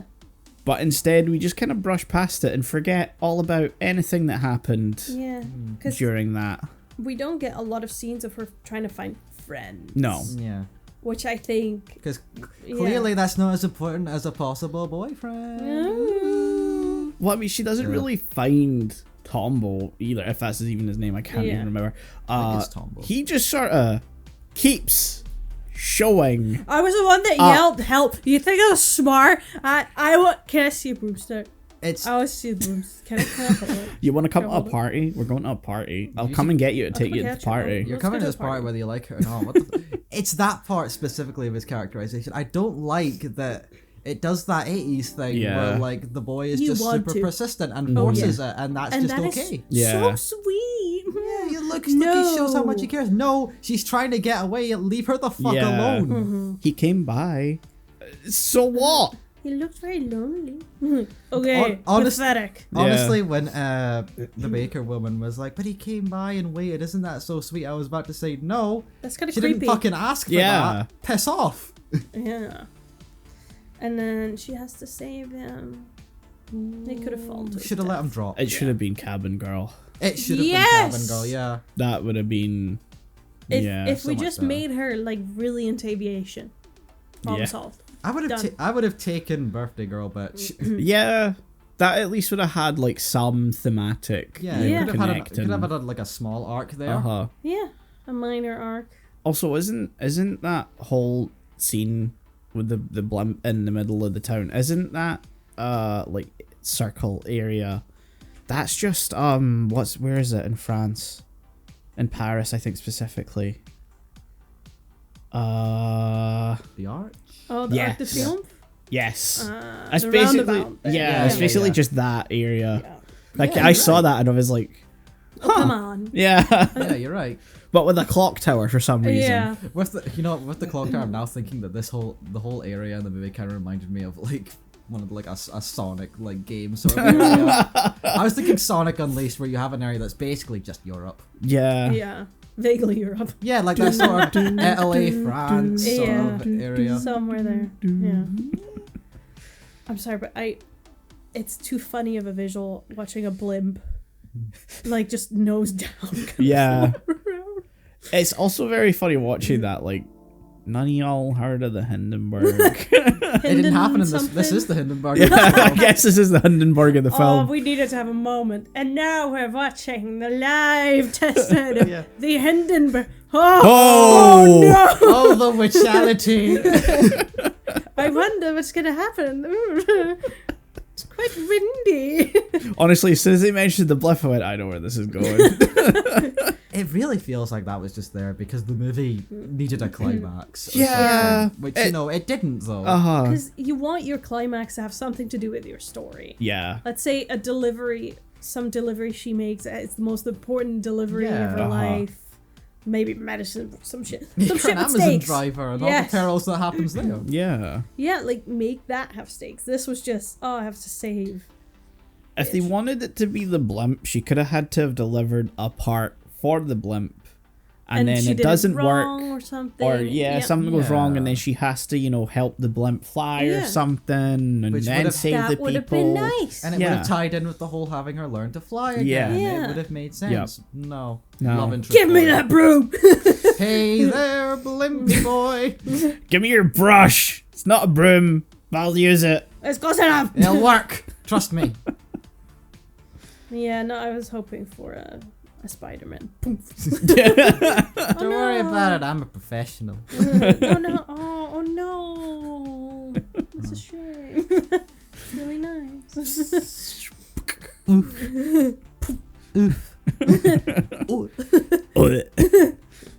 But yeah, that one part, like all of Tombo and like maybe a little bit of the Yeah. climax, just is what's holding me back from Yeah. calling this like straight up a perfect movie. No, yeah, I see that. Little shit. Yeah, no, I full respect for anyone who's like, if this is your favorite Ghibli, I get it. Hell yeah! I mean, get it still might be mine. Yeah. Yeah, it has everything you need.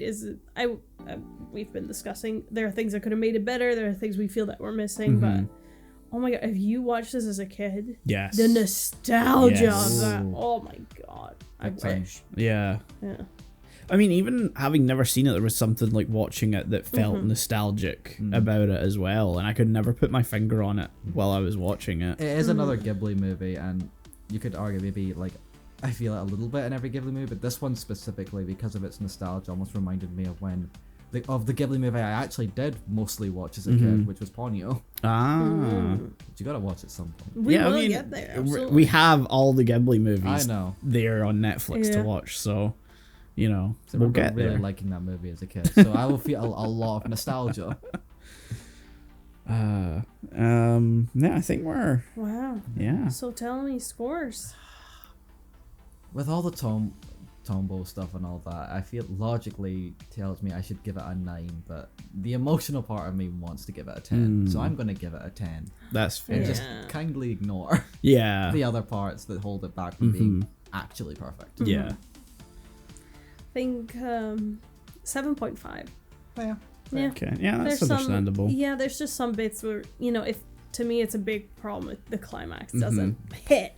That's a shame. Dissenting bitch. I know, but it's so sweet overall, and the nostalgia of it's Cozy. It's so cozy. Mm-hmm. Definitely, if someone's like, "What Ghibli movie should I want?"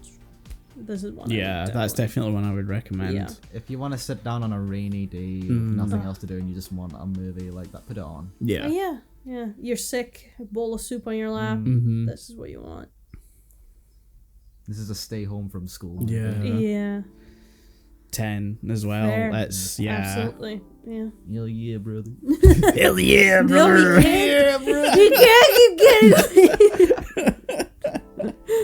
You can't return what you can't see. Oh yeah. We're making brooms out of brushes. No one listening to this, and even Melina is not gonna understand what the fuck I'm we're just talking about. staring into the abyss. So I'm All just right, thinking, we gotta go to okay. Hulkamania, baby. Hulkamania, let's go. Shout out to that one Some Call Me Johnny stream that lives rent free in my head. Oh my god. Sonic 06 Session 3, hell yeah. Well, we haven't talked about Mononoke. No. We've been recording No. for a whole hour and we haven't talked about Princess Jesus. Mononoke. Got a whole other movie. I to got talk real about. confused when I saw that time there and was like, that's both That's a short alright. episode, but also no. So we had a whole ass other movie. Yeah, we did. Jesus Christ. God love anyone who doesn't like Devilman. Sorry. Yeah. Yeah, Studio Ghibli again. Yeah, we're back. We're back. Ooh, it's the Ghibli movie. The Ghibli man. It's a good movie. Yeah. Yeah, I really like this one. It's probably my second favorite overall, I think. Yeah. I see that for sure. Like I'd seen it once before when I was like 13. Ah, okay. Because I had a friend who was really into anime. She was like, once you see this, you'll be so into it. And, Wow. And to I which you're real- not into it. Yeah, no, I told her, I don't want to watch this. I don't want this. And therefore, I did not like it. Yeah. That reminds you, like 10 years ago, I had one of my mates was like, "Oh, you can watch this series and you'll be like so into it." Attack on Titan. It's always, it's just Because one it was thing. It's one because thing, it was you'll be hooked. new-ish at the Yeah. time, and like I got halfway through, and I guess I was sort of invested. I didn't watch any more when Yeah. he left my house. No, it's so yeah. Second time watching it, I enjoyed it more. that was not a high bar No. to cross at all because I wasn't paying attention at that time, and so yeah, no, it was surprisingly entertaining. Like overall, I think it's really fun. It kind of captured a more, I don't know how to phrase it, but a more gnarly Ghibli. It's less. Yeah. Gritty. It's a gritty, more, yeah. Yeah, because it's it's a little gory and all that. It touches on some mentions brothels a lot. Uh-huh. Yeah. So I was like, oh, this is not as for kids as others maybe Yeah. are. But there's just moments where I'm like, can we get going? No, yeah, there are a lot of My sags God. in the Yeah. pacing for Yeah, yeah. sure. And that's I think the main thing that I do not like about it, where it was just like, because when the action was there, it was there. I was hooked. I was there having a moment. Great. But when it wasn't happening, you're just, Yeah. Yeah. So I just found it such a shame. A monkey. Monkey. They want to eat human. But eat. Monkeys But are the monkeys are assholes in this movie. I mean, can Plant you blame them? trees. They want to eat people. But they plant the trees. They The plant people tree- wronged them. No. Just like Rise of the Planet of the Apes all over again. Yeah. Only if the apes weren't actually the focus. Yeah. Planet of the wolves and boar. But they're all just chilling. The Yeah. apes are just causing. But chilling until like near the end of the movie where like bad thing coming. Yeah. Yeah. Refuses to elaborate, leaves. Yep. Yeah. Huh. It's hard to, because so much is there's so much there. Yeah. Yeah. There's so much there, and I'm trying to like piece it together in a comprehensive way Feels to like talk about The it. closest we get to like a Ghibli epic.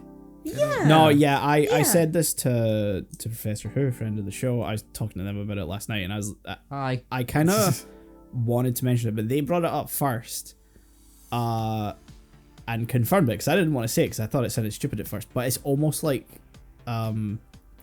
Miyazaki's Lord of the Rings, Ooh. Yeah, I felt Yeah. that. both in Like- the sort of visual, no, the sort of visual language it's trying to capture, the thematic undertone that it's Definitely. going for, and sort of like the whole just feel when you're actually Yeah. watching it. I felt that. Is very Lord of the Rings. Like the world building of it, where you have different tribes that act very differently, even though they're within the same Yep. forest kingdom, so to say. Yeah, yeah. They all have like personality and traits that make sense for a character. Like the boars, I'm like, yeah, they're just gonna storm it, Yeah. no second thoughts, and they do it. Yep. that whole sort of half fantasy, half historical sort of Yeah. thing that Tolkien says he was going for in Lord of the Uh-huh. Rings, but like it feels very much pure fantasy. Yeah. Yeah. But yeah, there's a whole lot of themes in the movie as well that were really strong. This is like the biggest fucking environmental message Yes. that Miyazaki's ever done. He does a Yes. lot of environmental messaging. He pretty much every one of his movies. I think the only one we've seen so far, like Kiki, is the only one not to have it. And Yeah. it's my favorite one Yeah, still. but I think this is like where he did all of it at like the best way. Yes. Like a lot of the times, like I think Totoro's like the only one where like yeah, it's there, but you can kind of ignore it yeah. or kind of go. It works for what it is. This Yeah. this is the movie where it goes from subtext to this is the text. Yeah. Yeah. I Don't like- fuck with the forest. Yeah. And like the rest of them, it can kind of get in the way or like otherwise snuff a potentially very good movie. Like I like Castle in the Sky. It's kind of falling the more we watch Ghibli stuff, but like its only problem is that it kind of wants to be an environmentalist movie, Yeah. but it's also just like a fantasy film at the an- same time. It's an adventure film as well. Yeah. With pirates and stuff. You can't, it's hard to carry a message of don't harm the planet. Yeah, we're losing focus here. Yeah, especially when you Arr! end it with a big laser beam. Yeah. Yeah. Fucking Tears of the Kingdom ass island.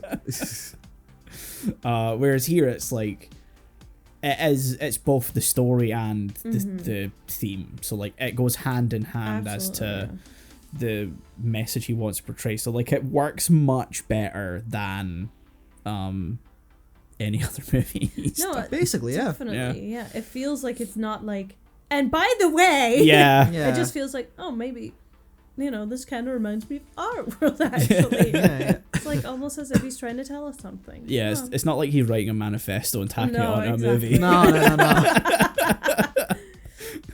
Yeah, it's very sweet. I can see this also just having such an effect on younger audiences as well, because it does connect you to nature and like Yeah. caring for the planet. It shows the industrialization of the world, Yeah. which Yes. if you're young you might not pick up on. Like that's the beginning of the end. Yeah. Yeah, exactly. Yeah, it's so sweet. I don't know how to Yeah, describe yeah. it. It's just really sweet. Which is funny because it's the most graphic one. Yeah, it really is. I But it want to has say heart. for Ghibli, I like how much like deeper the movie feels, and like it's like it has more substance to it than like, not to say that other movies were like just surface level movies, but they were definitely a lot more palpable to like a younger audience. Yeah. As you can imagine. But this one, it feels like not just the gore, but the themes are a lot more expanded upon. There's a lot more black and white, and a lot more gray area. Yeah. And the characters less black and white. Yeah. Because like the whole lady, what's her name again? Ebichi? Something. I don't Big- care. big Echiko. boss bitch. Pretty lady. Big old bitch. Bit of boss bitch. Yeah, boss bitch. Yeah, boss bitch. You know Lady what I boss mean. bitch. Yeah. My lady boss bitch. She was so cool, but she's like she's like the bad guy for a good chunk of the Yeah. movie in a way, because like she's going against like the forest lady, but like all of Irontown is so cool, and she's giving done. jobs. Yeah. And to like on the human level, she is great because she's like getting brothel girls out of their like really Yeah. predatory like working conditions. She's helping lepers, like giving them like a role in like her society. She's a really good ruler. Yeah. It just sucks that in order to build her ambitions involve just killing a god. Yeah. Yeah. I think it's that whole thing of like, it doesn't matter what the intent is, the action Yeah. is the problem. Yeah. in Which and is of like a itself. deep thing for Uh-huh. Ghibli, and again, it's that whole like Shades of Grey thing, because if I was in this story, there's a good chance I would be on her side. Yeah. Yeah. No, because we can all recognize it's like, she's just trying to have a Yeah. prosperous Yeah, town. she's just helping the people that she's like Yeah. ruling over. Mhm. She's just trying to, help everyone Yeah. out, rule a good society. She does talk about waging war at some point, but There, that's fine. she talks about world conquest, but like she's one of the very few people I think would actually be kind of alright with Yeah. I'd actually be kind of alright conquering the world. She treated her people well. The whole environmental thing that needs some pointers. But yeah, you know, I wouldn't we can mind, fix her. yeah. we can fix her. I do find it very funny that Ashtaka ends up in the village and like everyone keeps saying like, oh, she rescued all the working girls. She's saving them from all the brothels, and like they're telling us to the one guy who doesn't know what a brothel is. And he's like a 12-year-old. What? He comes from a village that doesn't understand the concept of this. They don't have it. They don't. Yeah, we were in a brothel. I'm like, He's working in a brothel, and like this guy's like, I've never met a woman in my entire life. Booby. you are not like my sister or the wise elderly lady. You're different, aren't you? I'm feeling strange things that are most peculiar. And they're too into it as well. Yeah. Hello. That one line in like that one of them says where it's like, but he's so young, and the other one's just like, that's never stopped you before. I was like, okay, bad touch, get out of here, stop it. We just crossed the line. Let's pedal back a little Okay, bit. but Let's pedal Miyazaki, get in here, rein it in, Rein it in. stop that. Hey, they never act on it. Yeah. They're just It's- forcing a love plot on with the other teenagers. Yeah, exactly. Again, the other main flaw I have with this movie, I feel like it's a theme that you can tell, and Yeah. like when we watch stuff, I hate needless romance. Yeah. That Yeah. feels like it's only there because someone mandated there needed to be a romance. I hated it in Girl Who Leapt Through Time. Yep. I'm sure there was another Ghibli movie I didn't like it in. Probably. Kiki. It was Kiki. Oh yeah. The entire character of that one boy that like they Fucked shit up. they half hint that there's gonna be a thing there, but like it's still a kids movie, so they don't. Yeah, the guy who kind of stalks her. Yeah. Yeah. Because that's so sweet when you're a child. Fucking hate that kid. And then here we're like, you could have had both Akahara and Mononoke as just two different characters that not that they don't meet. No. Ashtaka Okay, and Mononoke. how did I? Okay, you're shaking your said- head at me, waiting to just tell me how I fucked it up. I'ma How did just I call fuck her it up? Son. You said Akihara and Mononoke or something like that? Mononoke. That's close enough. I got what you meant. Nah, you missed like a whole part of her name. Okay, sorry. Just call her Son. This is why I don't say character names. Yeah, in it's this. weird though, because she has only called Mononoke like once in the movie, right? Yeah, that's 'cause the she's- weird part to me. Yeah, because she's called San. San, yeah. Yeah. Manuel turned to me at the end. So who's That's princess? fair. Yeah. That's very fair. Are we? Because Am I? nothing in the actual rest of the movie after that conversation, Yeah. like, Nope. but yeah. Sorry. It's weird that they named the movie after her. Yeah, She's not the it main is. character. And it's not even like it's like Kiki's Delivery Service has like a slightly different name in Japan, like in the Japanese text, whereas like in I saw it on the title card and I was like, that just says Mononoke Hime, which is literally Princess Mononoke. I was like, and then I watched the film and was like, So who? so who? How is she a princess? For one. Well, she's the daughter of the wolf, so we gotta assume the wolf's king. But then why would... Well, the wolf's a queen because it's her mum. Oh, yeah. But then why would the Iron City person, lady, big boss lady, Big bitch. Boss bitch. Boss big lady bitch. why would she think of her as a princess? And why would she then say she would turn back to human when they... But I don't think boss lady understands the forest. no. Neither do we. No. by any No, means. no. She's the only person who calls her that. And Yeah. then no one calls her it for the rest of the movie. It literally never comes back up No. again. Could have had it as like a whole sort of thing, like that's like a respect thing on like her end that she like.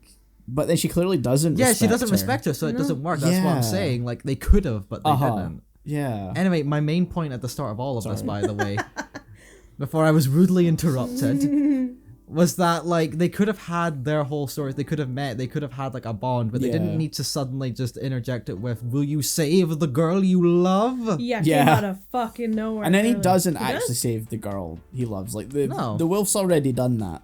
Yeah. The wolf's done the hard part for It him. feels like the rest of the movie is just suddenly like hard writing it into it, but this is the girl you want to spend the rest of your life with. I mean, like the village folk say something like, "Oh, you're gonna meet your wife," and I'm like, "Yeah, but that's just adults Yeah. doing Yeah, that." yeah, but like- ugh. But when it's like when it's the actual gods of this Yeah. universe saying it, you're like, guys, you're just sort of forcing something that isn't fucking there. It's the gods going, "Come on, kiss, kiss." Yeah, yeah, Just yeah. Because kiss, it's kiss, the kiss. actual like forest spirit that says that to him. Yeah. Because it's so weird. Because like none of their mouths move, No. really. So it's hard to tell who's talking sometimes. Yeah. But I'm pretty sure that at this point, the boar guy, Otoko or whatever, Lord. Lord fuckface, Hey, that's not his name. has he's like been demonized or whatever, and then Wait, he's been demonized, alright. the wolf that is San's mum. Mommy wolf. I don't want to call her that. Moro? Moro, that's Yeah. it. Thank you. Mommy wolf. I mispronounce names, but I can remember them sometimes. She like grabs San out of the sludge. Yeah. And then the forest spirit shows up and tells Ashtaka Get to your ass save up. San, but San has been saved. And then the rest of the movie is trying not to have the forest spirit kill everyone Yeah. and get its head die. back. Yeah. And Where's your head at? and he kind of doesn't save her during that either. So it's like, No. what? What the fuck did you mean? Yeah. Again. I mean, he was losing it. Yeah. It really feels like they were trying to force a romance that wasn't even supposed to be Yeah. there originally. Yeah. Yeah. Which, you know, fucking sucks. Yeah. Also, the forest spirit turned into like a water spirit at the end. Yeah, he turned into the water spirit from Avatar. Yeah. I Also, the face on that thing. Oh yeah, that's Oh, yes, that's that thing freaked me the terrifying. fuck out. Yep.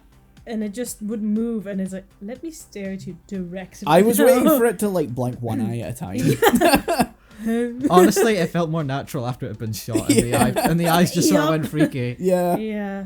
I was like, oh, can you stay like this? Oh, this is better, actually. Yeah, yeah. It's too human. Like Yep. that's It is the too problem. human. Yeah. indeed. Especially when all the other animals are very much animals. Yeah. Like this is the only one where you could say like this is like an actual like spirit. Yeah. Where like the boar god, the wolf god, they're kind of not gods. They're just like they're clearly like meant to be animals that are just Like guardian animals. yeah that have also been like affected by the forest Yeah. spirit, because they mention like what's his name, the boar guy, Otoko or whatever. Lord Boar. Yeah, Lord he mentions boar. that like they're becoming dumber and dumber. Yeah. Yeah. So like Like once the forest spirit's gone, we'll revert back to mindless beasts. yeah, Yeah. Is so basically what he says. yeah, they're in that respect that means they're not gods. No, but like everyone calls them gods. But everyone calls them gods. Even they themselves sometimes refer to themselves as gods. Like Yeah. even like talking. Well, when between- everyone calls you a god, Yeah. eventually it's gonna go to your head. Yes, bitch. I'm a god. Yeah, that's why they feel they can just take human children and raise them as their own. Well, I mean, they did throw the baby at her. That's what we hear from the wolf. We weren't Are you there. I'll be honest. believing the wolf? I'm gonna believe the wolf more than The anyone wolf from. who was almost gnawing on this boy's head. It was Yeah, like, yeah. Oh, come At one on. point, almost like a dog with like a chew toy going. That's one of the like younger wolves though. It's not like Moro. I don't That's think. fair. She Anyway. was a younger wolf at one point. Jesus. All right. Talking about the villagers being. That's not what I mean. That's the way you said it made it sound like that. Yeah, no, Ew. I do have to. The whole samurai subplot. Oh yeah. Yeah. So pointless. Oh yeah, the emperor's here by the Yeah, way. no. It Well, he's not there, but That's- you know, he's Yeah. to me this what sets the tone though. So I'm debating on whether it could be cut when fucking boy leaves the village and it's like okay, oh no, these samurai they're being kind of shitty. Let me shoot them. Beheads a man. Beheads a man. And we're like, Those samurai could have been there, and like Ashitaka could have killed them, and then like samurai could have never come up again in the movie. agreed. Yep. Because at that point, like samurai were around, Yeah, they were there. and but it's clear that like this is a pocket of the country that like is out with the emperor's grip. Yeah. So the samurai could have just not turned up for the rest of the movie. It makes the end, the last act, a little confusing because you have 4 different parties at play. the Battle of the Four Armies. In fact, maybe it's 5. Battle of the Five Armies. Because you got the Iron Village, Yeah. you've got the samurai, you've got the monks guys, you've got Ashtaka, and then you got the forest spirits. Yeah, you can even separate the boar from the rest. Yeah, so then you're at You've got 6. so many plates turning as well. Yeah. When really, the samurai didn't really need to be there at all. Yeah, because they kind of turn up and are like, open the gates, stop having them be closed, and then they just kind of fuck off. Yeah, Shoot like at them and they're like, message. yeah, like Yeah. the, Oh, rifle, you have guns? the rifle girls just say fuck off, and they're like, you can't speak to me like that. I'm a samurai, and they're like, fuck off again. They're like, I will "No." shoot you. You are a woman. You cannot speak to me like that. Shoot Yes, gun. we can. Oh, no, you can. Okay. Okay. I'll get you next time, brothel girls. It's basically what happened. Evil Incorporated. There's also like they're serving another lord that never shows up. Yes. No. Yeah. What the fuck was that about? I don't know. Also, the Jigo or whatever, the guy with face pimple who wants the head. The monk. Monk The boy. monk boy. Yes. Who the fuck does he serve? The The emperor. emperor. Okay, who the fuck is the emperor? Don't know. The emperor of Great. Japan. He just said, "Yeah, I got a letter from the emperor. It's gonna be great." Like, that's your Honestly, whole motivation. Might as well have been Palpatine. It's not. Yeah, his motivations. I was just like, and then big boss lady, wanted to help him, but I didn't see how that would benefit her. Yeah. Yeah. I mean, Except she for the wants to kill the forest. forest spirit anyway. Yeah, because Yeah. she wants to move in on the forest Yeah. and like build more of like her land. But like Monk Boy's entire like aim is the emperor wants me to get this head, so I'm going to get this head. Yeah. Why does the emperor want the head? Maybe it'll make him immortal. I don't know. It's so weird because they kind of play him out as like having guerrilla warfare tactics. Like he's the fucking Yeah. Viet Cong. Yeah. And yet he's on the side of not the good guys. And he knows that. And he knows that. Yeah.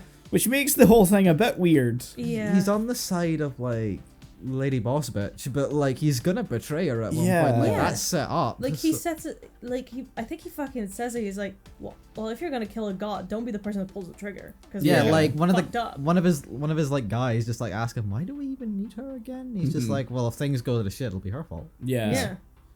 not me. This is literally the end of Pat Labor where they're like, we want to attack the Ark, but we can't attack the Ark.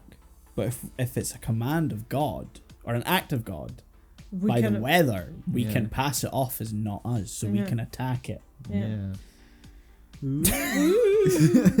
So dumb. I love politics. This is the weirdest Game of Thrones spin-off. Yeah. But it was still better than like the last two. half. Yeah. It was almost a heartbreaking moment for me when like the Lord Boar was surrounded with like those people in the fucking skins of the boar, And he's blind because he doesn't know that that's not his people. Yeah, and the way they move is like so unsettling too. Mm-hmm. At one point, I thought they were gonna be zombies. Like this Same. is Yeah. another like. I thought it was the spaghetti stuff Yeah. underneath it. I forgot that the men were in those, and like when they come like up over and The like hill, yeah. they're walking towards like the island of the forest spirit. Yeah. Like I was like, oh fuck, they got him. Yeah. Ladies and gentlemen. They got him. Yeah, they used to be great guys. Then they got him. Yeah. Normal men. It was, Innocent men. I don't know. It was just it's such a moment that just kind of hits you, and he can't see. Yeah. It's the you can't see, and he is on death's door. Yeah. Like you can see like his ribs from like his skin, like he's cough. He is when he's like literally vomited up blood. I was like, oh Yeah. Jesus Christ. Good leader though. Oh yeah. And he stuck with him to the end. Yep. Yeah. Even became a demon. When he Yeah. became Ganon, Lord of Darkness. I have to mention this movie. It's post Zelda, but it feels so Zelda coded. It's very clearly the inspiration for Breath of the Wild. Oh, absolutely. Like, yeah. 100%. Even like down to Ganon's design in that game. Yeah, like the whole dark magic stuff that happens in that game is very sludgy, like how the dark sludge in this movie is. Specifically, the first demon boar that shows up like right at the start of the movie when it attacks the village. That move is exactly like the Guardians Yeah. in Breath of the Wild. Like I caught that immediately, and I heard like the music in the back of my head, which caused me a panic attack. You hear that and you're like, where? No. Also, now that I'm on the village, I have to like bring up this one thing that I caught up. I swear the village girls are like have the faces of previous Ghibli like protagonists. Oh yeah. I think One it's of them was Kiki. I think it's a thing where just like, it's such a homogenous style that Yeah. Miyazaki either has or forces on other people who work on movies for Ghibli. That eventually people just start looking the same. Yeah, like one of them looked like Kiki, and I think the other one, maybe like the sister, looked like the sister from My Neighbor Totoro, like the older one. Yeah. Like even Ashitaka looks like another Ghibli character. Like I can't put my finger on who, but like it's He looks like someone. Yeah, the guy from Castle in the Sky, maybe. maybe even the brother from Grave of the Fireflies a little Oh bit. yeah, Yeah, you're a right. little, yeah. Just with like The hair. that He-Man hair that he's got. And like that's what I mean by like it's sort of like a forced homogenous style because like Grave of the Fireflies was Isao Takahata, not Miyazaki. So it's like eventually all of the films just start Bleeding in. Yeah. Sorry, back to I just wanted to bring that up because I couldn't unsee it when it popped, and it's like the first 5 minutes of the movie. I was like, no, that's fair. just her. Hey. You get a different face. We're almost in Galaxy 39 territory. Maytel. Everyone is Maytel. No, metal. Maytel. Are there any other Maytels I should know about? Your mom. Oh fuck. But she also Maytel. Ice Maytel. Glass Maytel. So, any more points? I don't think I got anything else. I just liked all the themes. Yeah. And Yeah, not just in the fair. music, but all like the narrative themes, industrialization, war, Yeah. loyalty. That's like a surprisingly big one because like we don't know exactly who to root for at any specific time because even the forest spirit is like fucking shit up in a not so great way. Yeah. Sometimes you're like, is this really for the best? You know, and then like you've got San, who's like she's a human but she's with the wolves, and there's like she's a wolf. and there's like constant She's questioning. literally a fucking wolf. There's so many times where so many different characters, because of all these conflicting loyalties, are like, Yeah. you were working with the other side the whole time. Yeah. Especially like like main boy who's just like, I'm just here to He's like, there. I'm just Yeah. trying my best. I got cursed by God. I've been trying to solve this shit. I for a still while. don't know what a brothel is. No one will tell me. Gets a little Twilight at some point. A little bit. You know, there's Yeah. that many factions pulling each other Yeah. that like, what? At one point, we gotta stop giving a shit. Yeah. Yeah. So I guess scores. Yeah. I don't really think I don't have anything else to want to I add. got my 9 points. out of 10.